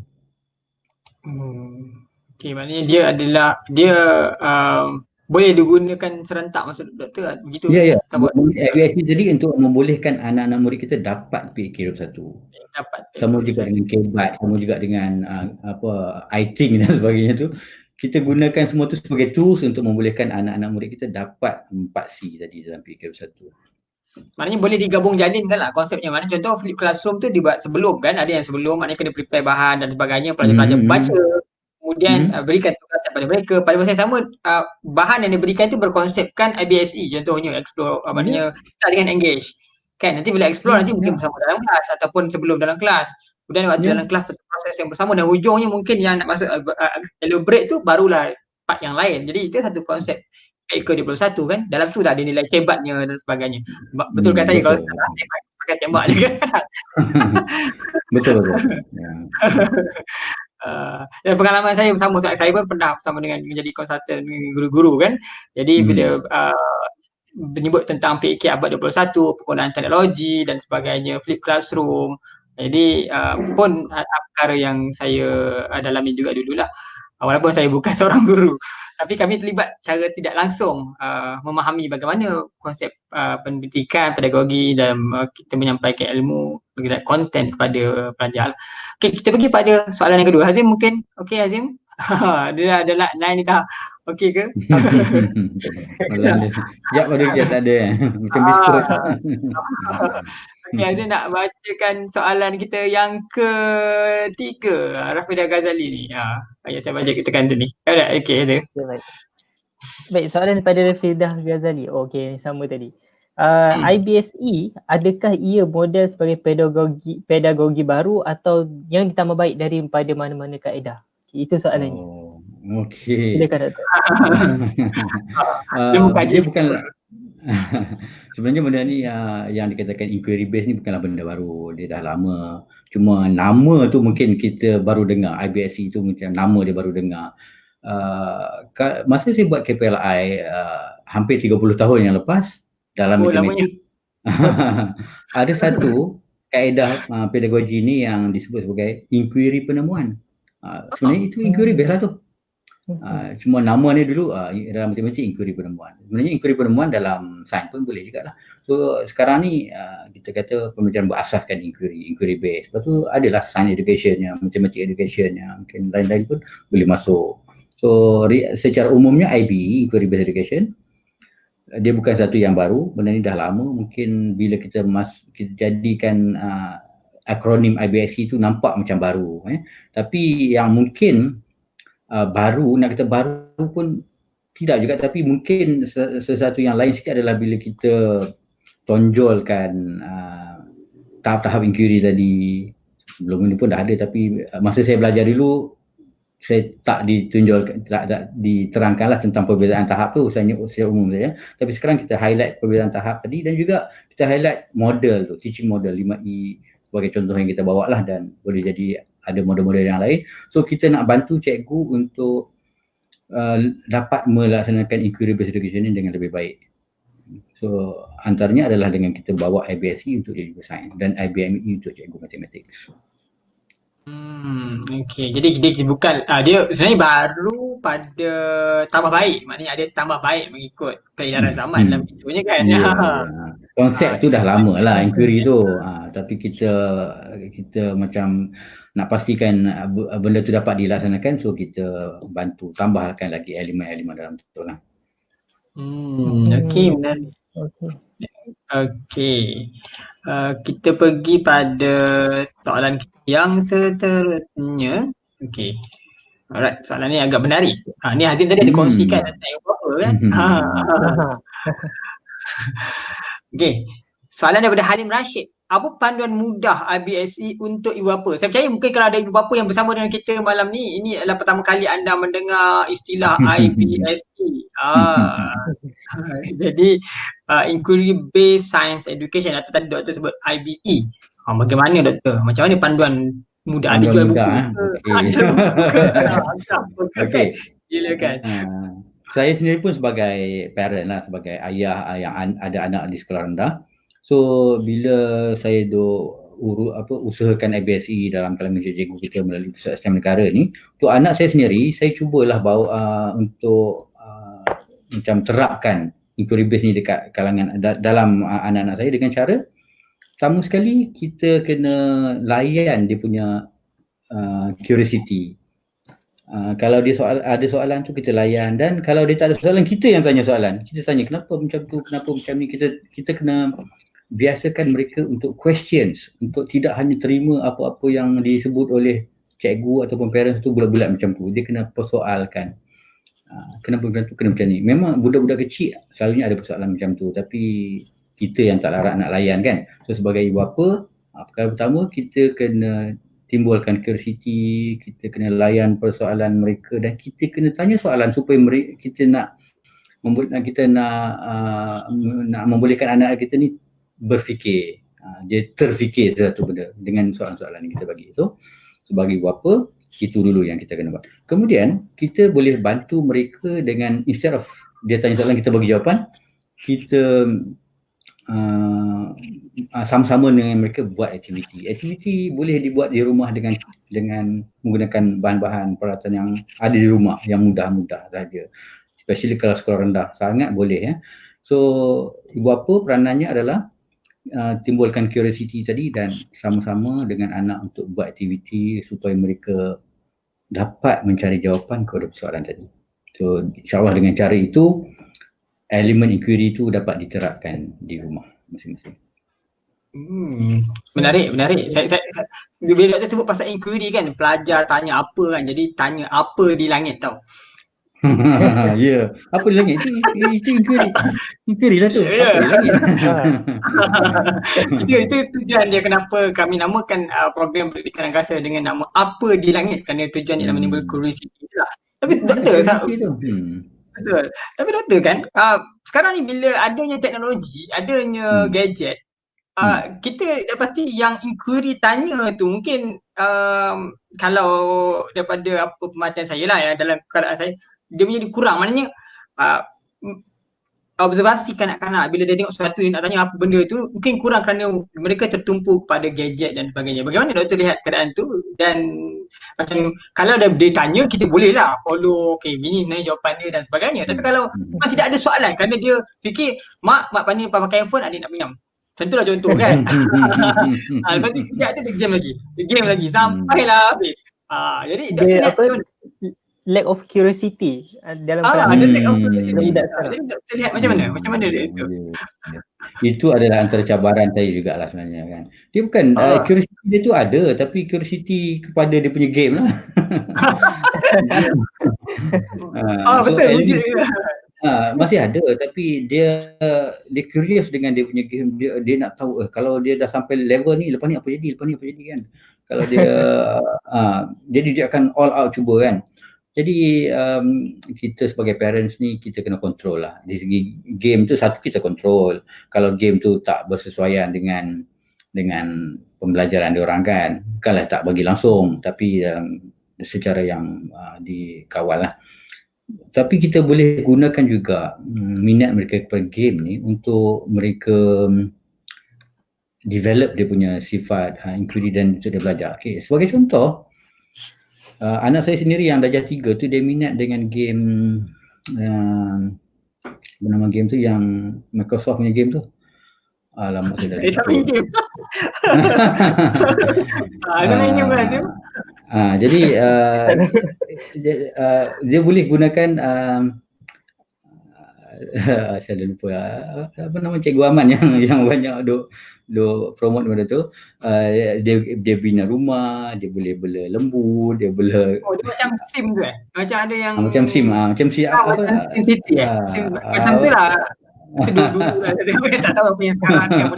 Lebih kurang macam tu lah. Kalau sim pun ada elemen-elemen yang kita boleh develop dia punya curiosity di situ dan exploration. Betul, elemen curiosity dengan exploration memang ada lah. Okay, tapi definitely kita kena kawal supaya dia tidak macam terlampau asyik dengan game tu yang akhirnya tidak memberi manfaat. Itu berkaitan dengan game. Tapi at the same time kita sendiri macam saya cuba untuk saya control dia punya handphone, komputer semua tu. Saya belilah peralatan-peralatan yang membolehkan mereka buat aktiviti hands on. Contohnya microbit. Microbit ni actually saya baru dapat lah, dan lepas ni saya akan explore dengan anak saya untuk sebab saya dapati anak-anak saya yang kecil ni dia suka dengan elemen RGB, red, green, blue tu lah, LED light semua kan. So dengan menggunakan microbit kita boleh bermain-main dengan benda tu. So instead of dia just beli benda yang dah sedia ada, dia main-main tukar-tukar tu, tapi dia buat coding untuk dia tukar sendiri kan. So dia punya interest ke arah itu kita tailor towards untuk dia belajar. Dan kalau dia belajar coding tu, ni ada komen Minecraft, betul. Nama game tadi tu Minecraft, lupa saya. Minecraft. Minecraft. Jadi terima kasih. Jadi yang macam microbit tadi, dia boleh buat coding, simple coding sesuai untuk budak tadika pun. Tapi at the same time dia dapat fulfill dia punya curiosity, dia punya keinginan nak tahu satu benda dan sebagainya lah. So kita kena bantu macam tu lah sebagai parents. Okay. Menarik sangat tu. Tapi saya tertarik ada satu soalan yang agak panjang. Kita ambil dulu Dr. Zaidan dan kat sini Azim kan. Mungkin kita boleh bacakan Dr. Zaidan. panjang. Okey. Agak panjang kerana saya lihat menarik juga, agak kritikal soalan ni saya lihat. Mungkin Azim nak sambungkan? Macam mana Azim? Okey. Daripada Dr. Zaidan Abdul Wahab, I am concerned about assessments of students' learning outcomes. Jadi apakah kaedah yang harus kita gunakan untuk menilai pencapaian pelajar melalui IBSE? Okay, ni mungkin pendapat juga yang dikongsikan oleh Dr. Zaidan sendiri. Iaitu yang pertama, ask questions. Yang kedua, probe into various situations. Yang ketiga, conduct analysis and provide description. Yang keempat, communicate findings verbally or in writing. Dan yang kelima, think about the information and knowledge obtained. Dan saya lihat poin kelima itu yang kita kena pastikan berlaku. Sebab dikhawatiri leka dengan beraktiviti take home knowledge itu tak sampai dalam saya pun tak baca habis, tak sampai dalam pemahaman yang mantap dalam sampai dalam pemahaman yang mantap. Ada ni dalam Facebook. Okay, baik. Okey. Silakan Doktor. Silakan Doktor. Tutup buku Doktor. Okey. So memang since kita baru berada dalam keadaan sekarang ni kan, frankly speaking lah, sebenarnya saya rasa kita semua tak bersedia dan tak jangka benda ni berlaku. Walaupun saya di Pusat Sains Negara bercakap tentang keperluan untuk belajar secara online, keperluan ni semua kan, tapi bila berlakunya COVID-19 ni, dia macam secara tiba-tiba kita kena bergerak ke arah yang online ni kan. Jadi bila kita nak menilai student semua pun memang sukar lah, agak sukar sebenarnya untuk kita. Okey, tetapi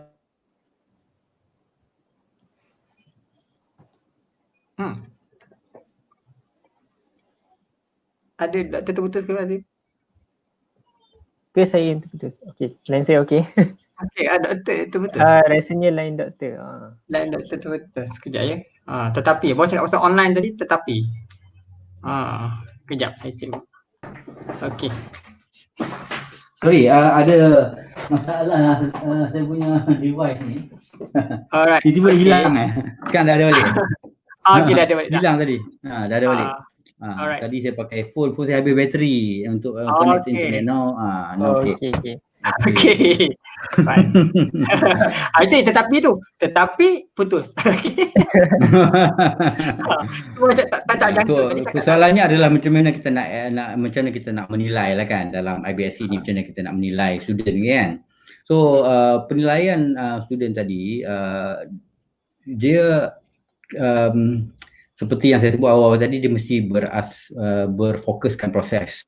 That's why penilaian tadi dia akan bermula daripada awal lagi, daripada sesi engage lagi sampailah kepada elaborate tu. Jadi proses tu kena berlaku dan sebagai cikgu kita kena ada kemahiran untuk macam mana kita nak menilai kebolehan murid kita. Bila kita engage tu dia akan timbul persoalan. Sebenarnya persoalan dia tu berkaitan tak dengan apa yang kita dah buat tadi kan. Kemudian bila dia buat exploration tu, lagi sekali kita kena menilai proses yang dia buat semasa exploration dan akhirnya semasa dia menerangkan jawapan itu. Jadi proses penilaian ini kebanyakannya adalah secara berbentuk formatif lah, dan yang summative tu untuk menilai kefahaman, kebolehan, kemahiran secara keseluruhan.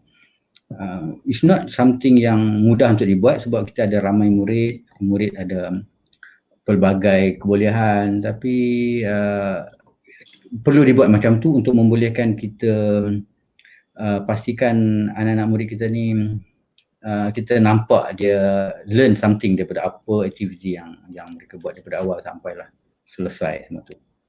Okay.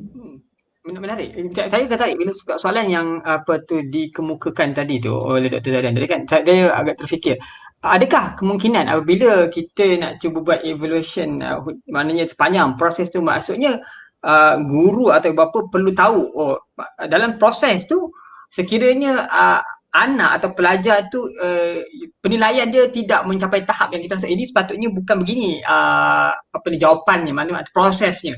atau dalam proses awal-awal sudah salah dan kita tahu dia tidak akan menghasilkan apa-apa yang dikehendaki. Kerana kita dalam keadaan sekarang atau di sekolah mungkin kita ada cabaran pada masa kan. Maknanya kita nak cepat, nak sampai habiskan punya topik, tapi kalau dia salah di sini maknanya dia tak akan habis pada waktu yang tetap, ataupun kita pula ada kerja di rumah banyak lagi dan sebagainya. Bagaimana kita nak memimpin supaya dia dah go deviate daripada yang sepatutnya. Dia tak sepatutnya begini tapi dia berfikir begini. Ataupun kita nak meraihkan perbezaan pemikiran tersebut dalam erti kata kreativiti, inovasi dan sebagainya. Jadi doktor lihat itu bagaimana? Kerana macam yang apa tu Dr. Zaidan maklumkan, dikhawatiri pemahaman dalamnya tidak tercapai. Kerana pusing banyak kan? Tapi hujungnya tidak. Hanya dia berat sepanjang proses saja. Okey, dia doktor rasa macam mana?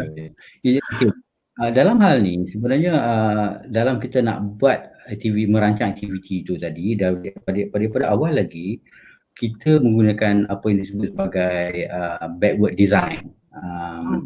Kita ini yang dinamakan sebagai kita design macam mana murid kita nak belajar. Learning by design, understanding by design, UBD, understanding by design. So untuk memulihkan understanding by design ni berlaku, kita kena merancang aktiviti secara dia panggil sebagai backward design. Backward design ni kita ada konsep yang kita nak sampaikan, tetapi untuk membolehkan konsep tu sampai, kita kena design macam mana, kita kena rancang macam mana kita nak menilai dulu, barulah kita rancang aktiviti. Maksudnya aktiviti yang kita buat tu adalah hasil daripada kita dah rancang macam mana nak nilai budak tadi boleh tak boleh. So dengan cara itu, based on apa yang berlaku aktiviti tu, kita dah tahu dah sebenarnya budak ni dapat ke tak dapat ke, apa yang kita nak kena bantu supaya dia faham seperti mana yang kita nak dia faham. So untuk atasi masalah yang disebut tadi tu, dia bukan simply aktiviti benda kita nak nilai based on aktiviti tu macam tu, tapi kita dah ada perancangan awal macam mana kita nak menilai budak tu, so kita rancang aktiviti based on perancangan untuk menilai tadi. InsyaAllah dengan cara itu penilaian tu akan dapat dibuat dengan lebih baik. Adakah doktor kita boleh intervensi di dalam itu sekiranya kita dapati yang pelajar tersebut tidak memahami konsep ataupun tidak maknanya intervensi terus ataupun sebaiknya mana satu yang bagus? Kita biarkan mereka mencapai itu ataupun kita intervene di pertengahan jalan? Okey. Dia bergantung. Kalau aktiviti yang kita buat ni dia tidaklah complicated, benda yang boleh dia by the end of activity tu dia dapat benda tu, tak perlulah kita nak intervene awal-awal. So kita biar dia buat dulu, and then bila dah selesai, kalau kita nampak ada sedikit lari daripada yang sepatutnya, kita akan guide dia untuk dia faham balik apa yang sepatutnya dia dapat. Dan biasanya bila kita rancang aktiviti ni, dia tidaklah terlampau kata complicated. Benda yang boleh dibuat dengan tidak perlu mengambil masa yang sangat panjang, dan aktiviti-aktiviti yang agak mudah untuk membolehkan mereka dapat satu konsep tu lah. Contoh yang saya bagi tadi tentang kecepatan tu lah, benda yang agak simple sebenarnya. Mungkin salah faham di situ adalah dari segi dia tak dapat nak kaitkan kenapa benda tu tenggelam timbul. Dia tak dapat kaitkan dengan yang dia lebih tumpat ataupun kurang tumpat daripada air. So kita betulkan pemahaman tersebut lah. Itu kalau contoh yang saya bagi tadi. So benda ni akan berlaku macam-macam. Kalaulah kita dah dari awal-awal kita dah tahu macam mana kita dah rancang macam mana nak menilai kemahiran murid tadi melalui backward design dan understanding by design tadi, maka aktiviti yang kita buat tu insyaAllah dapat menilai pemahaman anak murid kita. Okay. Menarik. Kalau kami kan memang kalau kami lah biasanya saya percaya Hazim pun biasa lalui kan, bila dalam astronomi kan bendanya agak besar kan, nak buat eksperimentasinya memang mencabar kan Hazim kan, melainkan ada peralatannya dia sendiri. Bila sebut pasal kosmologi, planet, bintang dan sebagainya, menggambarkannya sudah membayangkan besar. Kemudian luar kan. Jadi konsep itu sudah terpahat. Jawapannya adalah kuasa Tuhan. Kalau nak pastikan, akhirnya jangan kata, kenapa dia macam ni? Kuasa Tuhan. Sebab itu kita dapati yang, Ali pun mungkin setuju dengan saya, kita baca bila ada banyak sangat berita-berita yang tidak benar tentang, orang suka berita yang tidak benar tentang angkasa, tentang ni kan, akhirnya kata, asteroid ke apa ke, kerana benda tu tidak boleh disimulasikan secara mungkin eksperimen, tapi dia kalau dia langgar, itu kan kuasa Tuhan. Dia kata, walaupun kita datang dengan kaedah matematiknya, kiraan pada orbitnya dan sebagainya, tapi itulah hakikatnya. Jadi itu menarik lah untuk kita kupas yang lebih lanjut lah. Okay. Kita pergi pada soalan yang seterusnya lah. Okay Azim, kita pergi pada Halim Rashid ni Azim. Okay, macam mana Azim? Okay.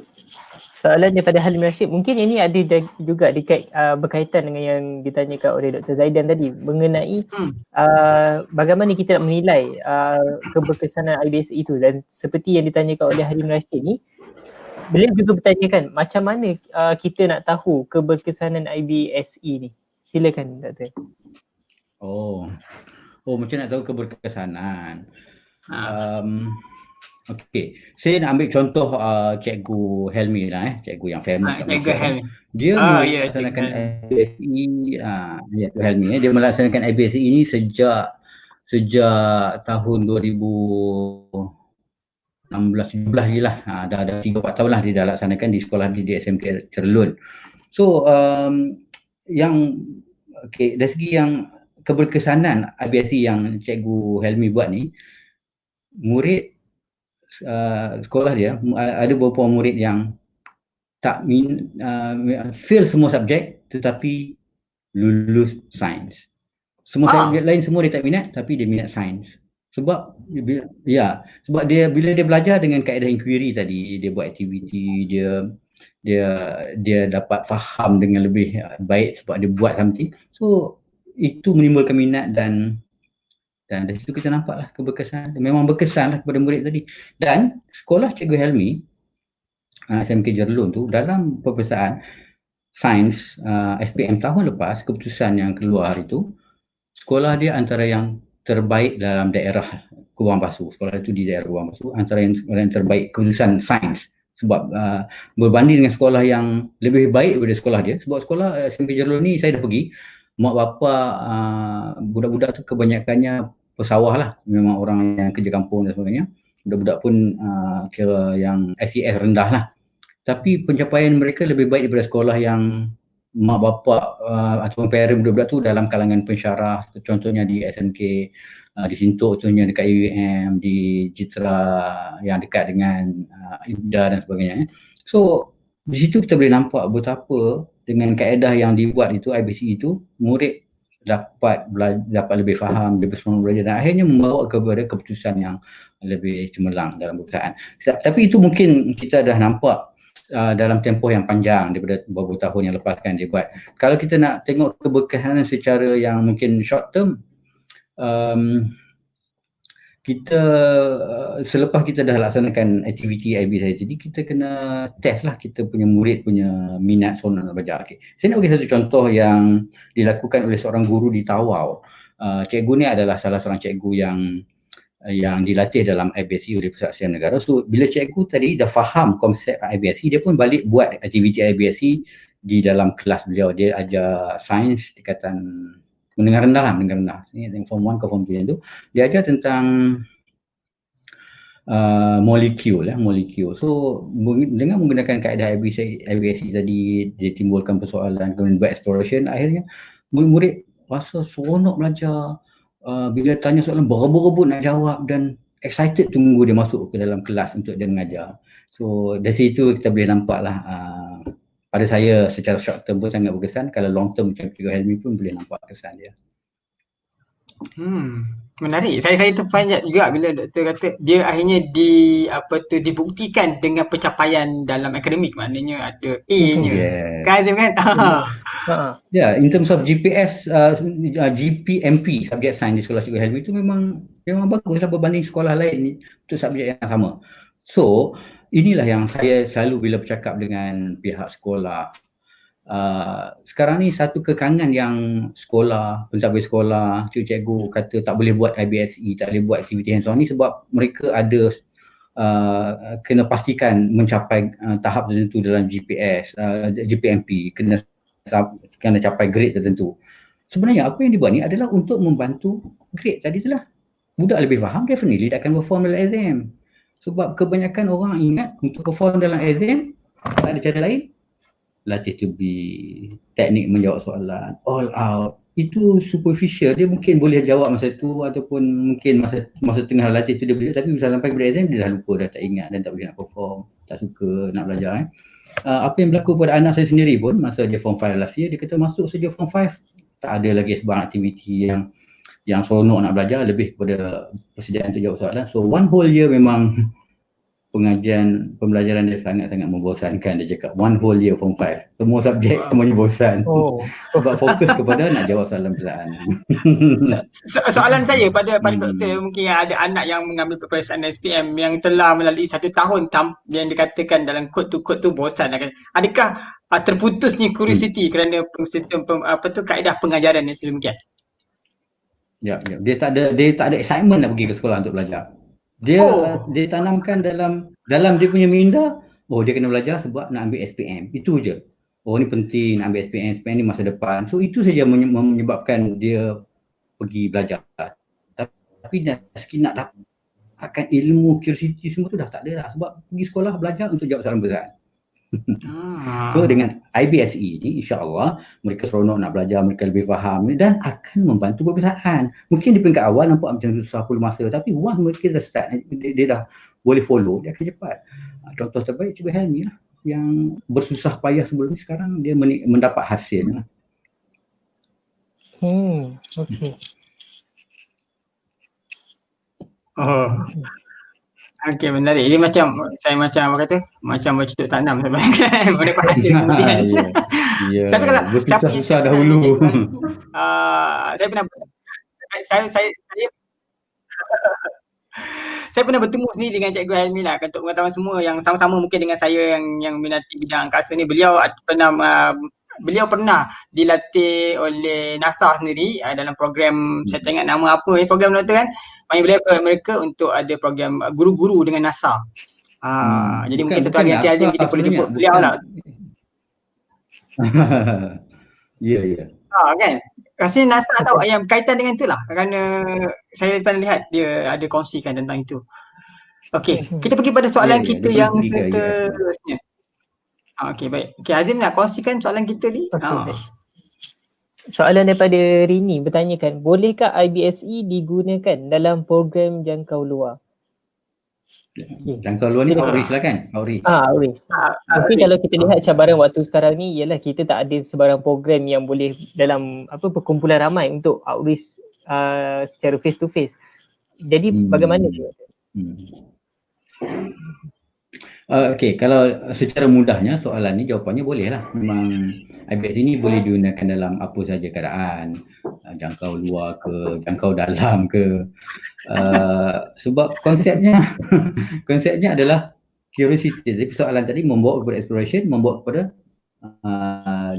dia faham dan dia boleh explain. So apa sahaja aktiviti yang kita buat boleh menggunakan step tadi tu.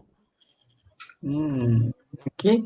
Maknanya boleh digunakan lah untuk jangkau luar. Jadi kita punya rakan-rakan outreach kita di luar, dia boleh manfaatkan IBSE ini sebagai kaedah. Mungkin kita selama ni kita bercakap je, kali ni kita boleh susun maknanya learning by design. Itu menarik kan tadi kan? Yes. Saya pinjam ayat tu. Menarik sangat-sangat. Understanding yang sebenarnya adalah understanding by design, UBD, understanding by design. So kita design untuk budak faham konsep tersebut. So we design that. UBD, understanding by design. UBD. Menarik. Maknanya kalau pelajar tak faham, maknanya kita tidak design untuk mereka faham, betul? Begitu maksudnya? Yes. Macam tu lah. Maknanya kalau saya cakap dengan Azim, pelajar tak faham, saya yang salah dalam mendesainkan supaya dia faham ayat istilah saya begitu Azim kan? Ya, betul. Kita ingat kita cakap orang faham apa kita cakap. Sebenarnya pemahaman orang tak sama, tak seperti yang kita faham. So kita kena fikir perkara begitu untuk membolehkan kita sampaikan untuk orang faham. Kita kena fikir macam mana untuk membolehkan mereka faham.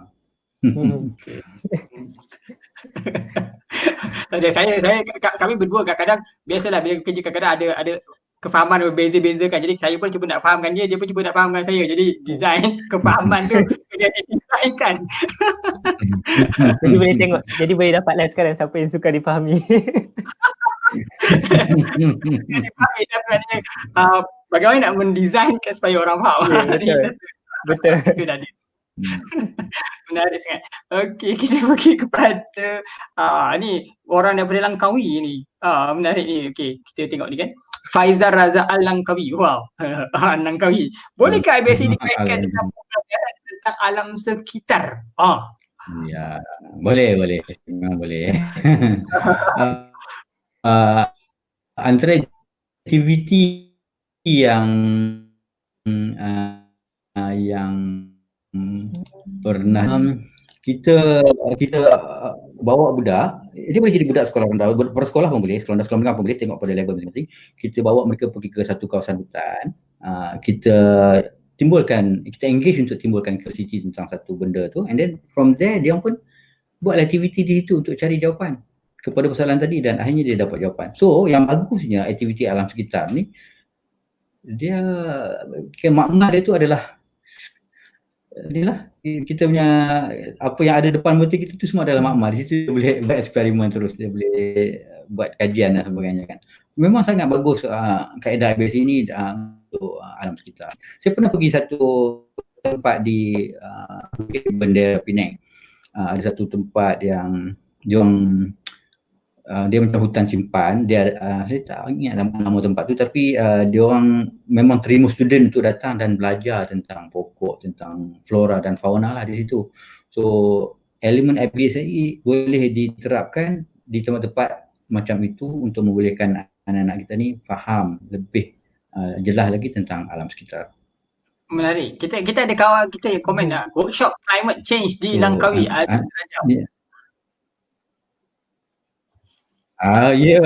Itu yang dibuat Cik Aziz memang orang kuat IBSI kita. Ini dibuat oleh ASM. Last year dia buat di Langkawi. Sebenarnya aktiviti IBSI yang kami bawa ni datangnya daripada ASM bawa daripada laman lapat di Perancis. So last 2 years 2018 dia orang buat satu program di KL, tapi lepas tu dia bawa pergi ke Frim kan ada pokok-pokok hutan kan. So dia buat aktiviti berkaitan dengan alam sekitar. Mereka sangat mementingkan untuk menjaga alam sekitar lah, kelestarian alam sekitar. Dan last year mereka buat di Langkawi yang di-mention oleh Cik Aziz tadi. So aktiviti yang berkaitan dengan climate change, perubahan iklim yang berkaitan dengan nak menjaga alam sekitar ni memang sangat-sangat berkaitlah dengan IBSI. Oh, menarik sangat. Hazim, kalau Hazim ingat kan, kalau doktor mungkin bawa perasan, kami ada lancarkan website Langit Gelap tentang alam sekitar juga, tapi fokus kami kepada pencemaran cahaya, tentang pencemaran cahaya. Jadi kami mungkin sonok kalau dapat cuba kaedah IBSI ini dalam memberi pendedahan kepada masyarakat, kepada pelajar tentang pencemaran cahaya dan kesannya kepada alam sekitar dan juga pada manusia. Menarik sangat bila yang ada aktiviti. Boleh tak? Saya sendiri pun baru didedahkan dengan elemen pencemaran cahaya semua ni. Sebelum ni saya pun tak tahu sangat, tapi bila dah involve dengan Hafiz, Hazim dan sebagainya ni, dan orang lain yang terlibat dengan aktiviti ni, saya pun nampak lah. Dan saya rasa kalau diterapkan dari segi curiosity, dari segi kita engage dia untuk timbul persoalan, and then kita buat aktiviti untuk dia faham, memang akan lebih faham benda yang berkaitan dengan sains angkasa, berkaitan dengan astronomi. Saya dan sebagainya. Dulu saya belajar di sekolah pasal burus. Baru memang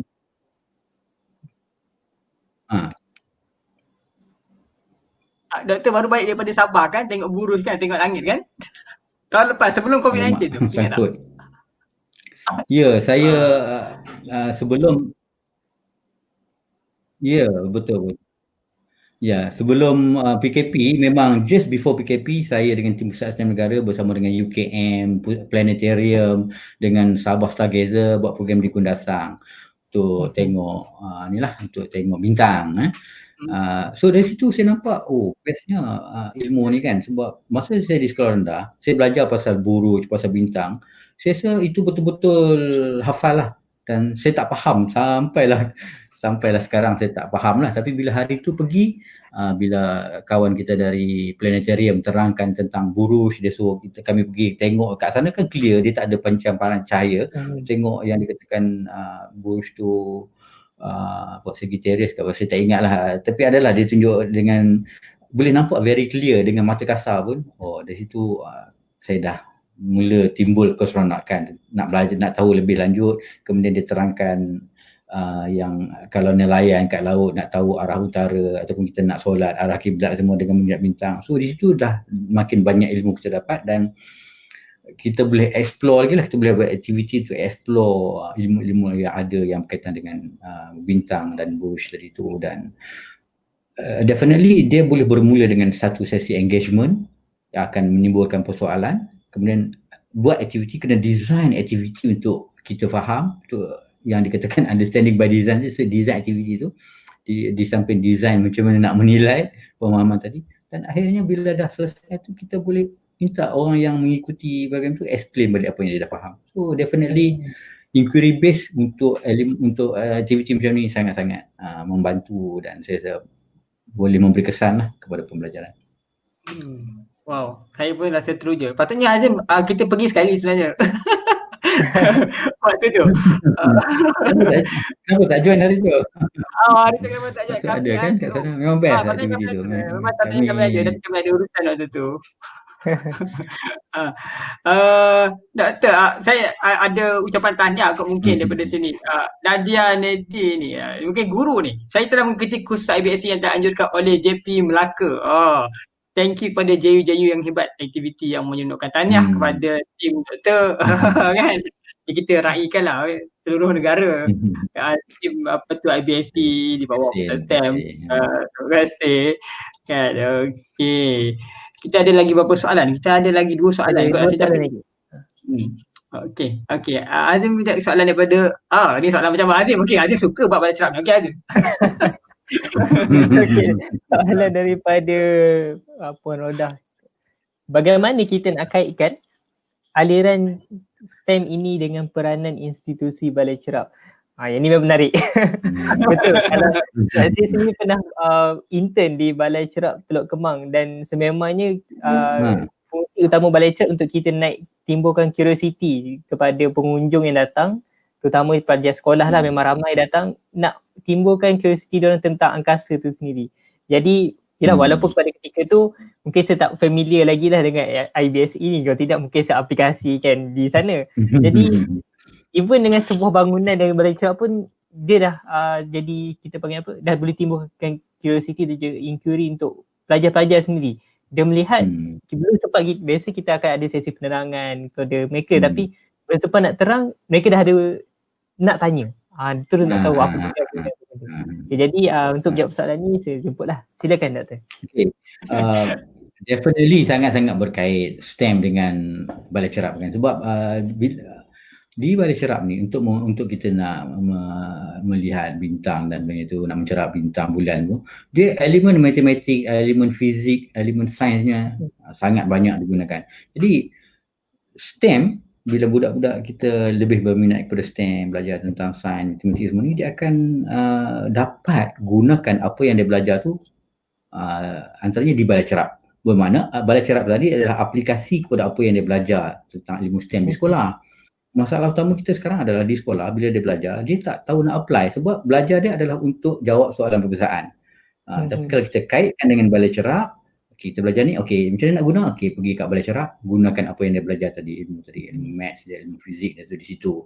Jadi sangat-sangat berkait dan sangat penting untuk kita utilize Balai Cerap untuk kita mengukuhkan pemahaman anak-anak murid kita di sekolah yang belajar pasal fizik, kimia, fizik, maths semua ni lah. Betul. Menarik sekali.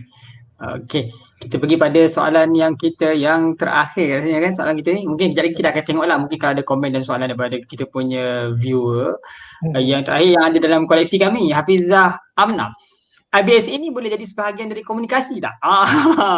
Maknanya kalau saya dah cakap, tak saya susun dalam komunikasi. Contoh dalam ceramah sains ke kan, contohlah. Saya percaya dia mungkin, Hafizah Amna ni mungkin science communicator lah mungkin. Kan macam mana Dr. melihat? Kan? Dalam ceramah-ceramah apa tak dipasukkan IBS? Ya, boleh. Kalau kita pandai bercakap, kita banyak seorang komunikator yang baik, memang kita boleh terangkan satu konsep tu menggunakan pendekatan IBC. Dengan kita bercakap, mungkin kita tunjuk something, dia bukan sekadar cakap tu bagi fakta, tapi cakap tu boleh bermula dengan bercakap tu engage, kita boleh bercakap untuk kita terangkan exploration. Bermakna kita bercakap tu, orang yang dengar tu dia explore dan akhirnya boleh explain. So definitely kalau kita dapat utilize kemahiran berkomunikasi tu, kita boleh manfaatkan IBSC tadi untuk membolehkan kita sampaikan ilmu sains itu dengan lebih baik dan mendalam. Dan ini sebenarnya dilaksanakan oleh British Council melalui pertandingan FameLab. FameLab dia adalah satu pertandingan science communication di mana dia terbuka kepada orang yang berumur 18 kot sampai 35 tak silap saya. Antara yang pernah menang adalah Prof. Abi, di mana dia bercakap, dia communicate tentang, dia terangkan satu konsep sains tu, dia bercakap je. Tapi dia bukan sekadar bercakap biasa, tapi bercakap tu definitely kalau ada elemen yang saya sebut tadi tu, orang akan lebih jelas, lebih faham dan lebih dapat memanfaatkan apa yang dia communicate tu. So elemen-elemen macam tu yang mereka nak tonjolkan, nak jadi seorang science communicator yang baik. Dan untuk sekolah menengah form 1 sampai form 3, sebelum ini dah 3 tahun pihak British Council buat program School Lab. School Lab ni namanya lab, tapi sebenarnya dia adalah program communication juga, di mana budak-budak ni dia kena sampaikan konsep sains ataupun matematik ataupun STEM ni dalam masa 5 minit dengan cara dia buat lakonan lah. Kebanyakannya buat lakonan lah. Dia ada tim di antara 3 hingga 5 orang. So dalam dia buat lakonan itu, dia menerapkan dia boleh terapkan elemen IBSC tadi tu. Jadi definitely communication berkait rapat dan merupakan satu weapon yang sangat-sangat bagus untuk orang yang boleh menjadi komunikator yang baik untuk dia sampaikan pada konsep dalam sains dan sebagainya. Menarik. Maknanya kita nanti kita boleh explore konsep tu dalam science communication. Mungkin yang kita dah hadapi sekarang, IBSC ni banyak dari segi secara pendidikan formalnya kan. Jadi sekarang ni kita pun dengan norma baru, dengan kaedah baru. Jadi kita pun perlu jadi sedikit fleksibel. IBSC mungkin diguna pakai dalam talk yang sebegini dan juga dalam jangkau luar serta sains komunikasi yang adalah. Okey. Saya nak ambil satu, saya tengok juga soalan-soalan lain. Ada kalau Hazim perasan ada soalan-soalan yang sesuai tak kita nak naikkan dalam ni? Betul. Ada saya contoh ni soalan daripada Cik Aziz, bukan soalan lah, kiranya pernyataan lah. Q&A fasa penting dalam inquiry. Student explain based on finding. So teacher can ask and discuss. Q&A maknanya kita lihat kat sini bila sebut IBSC kena banyak bertanya. Itu gitulah konsepnya, Doktor. Kita banyak bertanya pelajar ke pelajar banyak tanya kita? Nanti dia rasa macam cikgu tanya je. Cikgu bertanya tu lebih kepada cikgu nak guide student untuk dia lebih faham. Okay. Macam yang Cik Aziz sebut tadi, dia bila sampai kepada yang ketiga explain tu, jadi bila student explain akan ada elemen Q&A untuk mengukuhkan pemahaman dia. Kita jangan dengar kan. Sebenarnya based on yang saya tengok lah dalam lawatan saya ke sekolah-sekolah untuk meninjau IBSC dan juga IBME, ada tendensi, even dalam kalangan cikgu pun ada tendensi bila cikgu yang explain tu tak ada orang tanya. Tak ada orang tanya, ada 2 sebab. Satu sebab dia mungkin faham jelas, tu tak boleh tanya lagi. Yang keduanya, sebenarnya dia tak faham apa yang dia terangkan. Ada satu lagi sebab, yang ketiga, supaya nanti bila dia explain orang lain tak tanya pula. Tapi sebenarnya perlu Q&A tu untuk kalau kita betul-betul nak proses nak dapat ilmu tu, Q&A itulah yang akan membolehkan kita dapat sama-sama belajar lah. Ya. Menarik. Okey.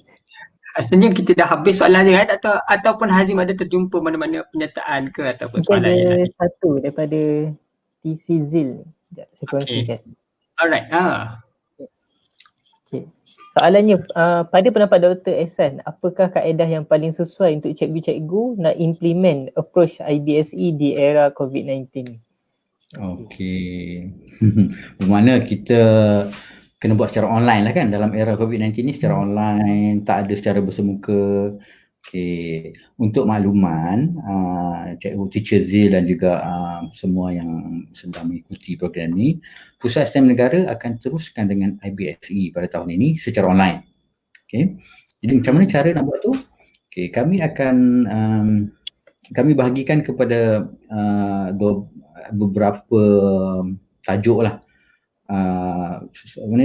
Biasanya kalau kami buat bengkel IBSE ni, dia mengambil masa 4 hari, adalah beberapa tajuk dia kan. So untuk dalam fasa PKP ni, kita pilih tajuk-tajuk yang dia punya elemen hands on itu tidak terlalu berat sangat. Kalau hands on yang betul-betul banyak kena buat tu memang agak sukar nak buat secara online. So kita pilih aktiviti hands on masih boleh berlaku, tapi yang agak tidak terlalu banyak penggunaan bahan dan sebagainya. So kita akan buat yang itu. Kita bermakna mula-mula tu kita akan bagi penerangan konsep apa semua tu, and then pergi kepada beberapa aktiviti kita buat bersama dengan kita punya cikgu secara online. Mana kami gunakan most probably Microsoft Stream ataupun mungkin Google Meet. Kita masuk dalam bengkel tu berapa puluh orang, dan kita sama-sama buat jadi benda tu, interaction tu masih berlaku walaupun tidak secara face to face, tapi melalui menggunakan secara maya ni. Kita boleh tengok apa yang orang buat, dia orang boleh tanya kita kalau dia tak dapat ke apa semua. Jadi tak ada isu dari segi benda tu tak boleh dibuat disebabkan oleh kita tak bersemuka. Okay. Semuanya untuk tempoh masa buat eksperimen, buat bengkel tu, dia tidak boleh terlampau panjang. Sebab bila kita buat secara maya macam ni, saya ingat 2 jam tu dah cukup lama lah. Kalau terlampau lama tu tak sesuai, sebab kita bukan buat dalam keadaan biasa. That's why aktiviti yang kami nak buat tu, kami tidak boleh buat aktiviti yang as hands on dia tu terlampau panjang, terlampau banyak. So dia agak light lah. So berbalik pada soalan tadi, kita dalam fasa COVID ni, kita boleh teruskan IBSE. Konsep yang dikatakan ada 4 jenis IBSE tadi tu, 4 tahap tu, dan juga model 5E tu masih dibolehkan, tapi aktiviti tu perlu disesuaikan. Tapi yang utama face to face, walaupun tidak secara di depan kita, tapi melalui menggunakan video conference ni perlu tengok dan perlu nampak apa yang dibuat lah. So dalam keadaan sekarang ni, saya nampak macam itulah yang boleh dibuat. Okey, menarik sangat. Maknanya boleh cuba di rumah, tapi dalam jangka masa yang tidak panjang supaya pelajar tidak bosan, dan kita pun ada masa lain juga lah kan, takkan menghadapi sama je kan. Doktor, saya rasa Hazim, kita rasa kita pun dah sampai ke penghujung. Kita sebenarnya ini antara yang paling panjang rasanya mungkin, Hazim kan? 1 jam 50. Menarik. Kat 2 jam ni. Nak sampai ke maksimum ni. Okey, saya nak tanya satu soalan akhir, mungkin doktor boleh jawab pendek je. Soalan saya nak tanya. Tadi doktor kongsikan yang kita mengalir kepada pemikiran saintifik, kreativiti dan sebagainya. Bagaimana doktor lihat, adakah IBSE ini boleh mencapai kepada pemikiran saintifik tu? Scientific thinking, creative thinking, critical thinking yang dimaksudkan tadi tu. Okey. So apa yang kita nak bagi sampai, yang kita kan STEM literate student kan, dia ada ciri-ciri semua tu. Benda tu dia akan dapat apabila dia masa dia buat exploration tu, dia akan ada elemen design, dia ada elemen design thinking lah di situ. So dalam dia buat aktiviti tadi itulah, buat exploration itulah dia akan dapat banyak skills tadi, dan bila dia explain pun dia kena ada pemikiran analytical tadi. Dia buat exploration pun dah ada analytical, dia explain pun based on analysis ataupun hasil daripada exploration yang dia buat tadi. Walaupun mungkin kita nampak macam simple saja, tapi sedikit demi sedikit dia dah ada elemen dia berfikir di situ. Dia kena jadi orang yang kreatif dan inovatif masa buat exploration, dan dia kena menjadi orang yang analytical untuk menerangkan ataupun nak explain, nak sampai kepada apa jawapan yang dia dapat tadi tu. Jadi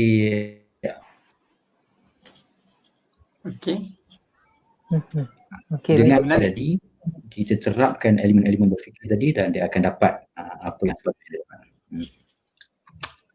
Terima kasih doktor. Hazim. Okey, kita dah sampai ke penghujung. Mungkin sebelum kita tutup, kita nak minta lah kalau doktor mungkin ada sedikit ucapan penutup ataupun apa sebarang perkongsian akhir yang mungkin nak dikongsikan dengan penonton kita sebelum kita berakhir. Silakan doktor.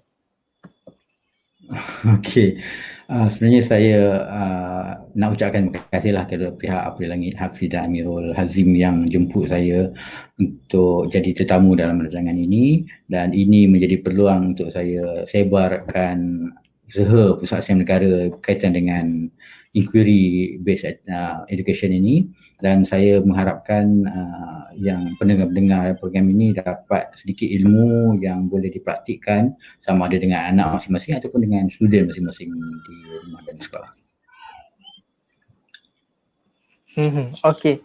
Baik, terima kasih banyak-banyak doktor atas kesudian untuk bersama dengan kita, dan saya yakinlah rasanya ini adalah siri ke-6 dalam sesi Apa Nak Tanya yang paling lama setakat ini, dan kita dapat lihat paling lama sekali. Betul. Sebenarnya mungkin kita dapat lihat tajuk ataupun topik ni dia menimbulkan curiosity juga kepada ramai orang sebenarnya. Dia nakkan lebih tahu, dan mungkin ada sesuatu yang boleh mereka implementkan dalam mendidik anak-anak, terutama mungkin kita pasti yang menonton ni ramai di kalangan guru-guru dan juga di kalangan ibu bapa kan. Okey, baik. Azim, saya rasa Azim, kita yang curiosity sebenarnya timbul. Betul. Ini juga Curiosity. walaupun internet kat sini kejap putus jadi minta maaf sangat. Okey. Jadi itu sajalah kita rasa untuk sesi kita pada kali ini, dan saya bagi pihak Apa di Langit dan juga semua yang menonton mengucapkan terima kasih banyak, jutaan terima kasih kepada doktor atas kesudian untuk bersama kita. Hampir 2 jam kita bersiaran secara langsung di live FB Apa di Langit. Okey. Jadi siapa yang belum lagi like, follow Apa di Langit. Tadi ada yang tanya tentang usaha awal untuk pupuk anak dengan astronomi dan angkasa. Okey, boleh pergi kepada Apa di Langit. Kita insyaAllah akan buka jalan kerjasama rasanya Azim kan, dengan insyaAllah kita akan kerjasama dengan Dr. Ehsan untuk buat IBA apa tu? IBA. Satu modul baru mungkin doktor kita akan cuba IBAE, satu modul yang mungkin kita akan cuba usahakanlah insyaAllah. Boleh. Kami akan support. Astronomy education. Menarik sangat Azim. Jadi terima kasih, boleh like, follow Apa di Langit, dan terima kasih juga kepada Dr. daripada Pusat STEM Negara kan atas perkongsian yang banyak. Okey. Jadi itu saja daripada saya, Hafiz Muza, founder Apa di Langit, dan juga Azim. Teruskan. Co-founder Apa di Langit, dan terus ikuti untuk program-program kita di update di social media Apa di Langit dan juga laman web Apa di Langit. Dan untuk pengetahuan semua mengenai program-program untuk di rumah, kita ada Apa di Langit melancarkan Apa di Langit at Home. So boleh layari laman web Apa di Langit untuk melihatlah apa benda aktiviti yang mungkin dia boleh diaplikasikan untuk aktiviti anak-anak di rumah. Dan untuk baru-baru ni, kita baru saja melancarkan laman web langitgelap.apadilangit.com, yang mana di situ juga ada satu bahagian pembelajaran untuk kalau kita lihat mungkin khusus untuk pelajar SPM kita dapat tingkatan 5. Tapi juga saya yakin mungkin yang lain pun boleh ambil manfaat daripada situ berkenaan tajuk optik ataupun cahaya yang amat berkait rapatlah dengan tajuk ataupun kita punya website Langit Gelap tu sendiri. Baik, sekian tu sahaja dari saya. Signing off sekarang. Okay, Assalamualaikum warahmatullahi wabarakatuh. Waalaikumsalam warahmatullahi wabarakatuh.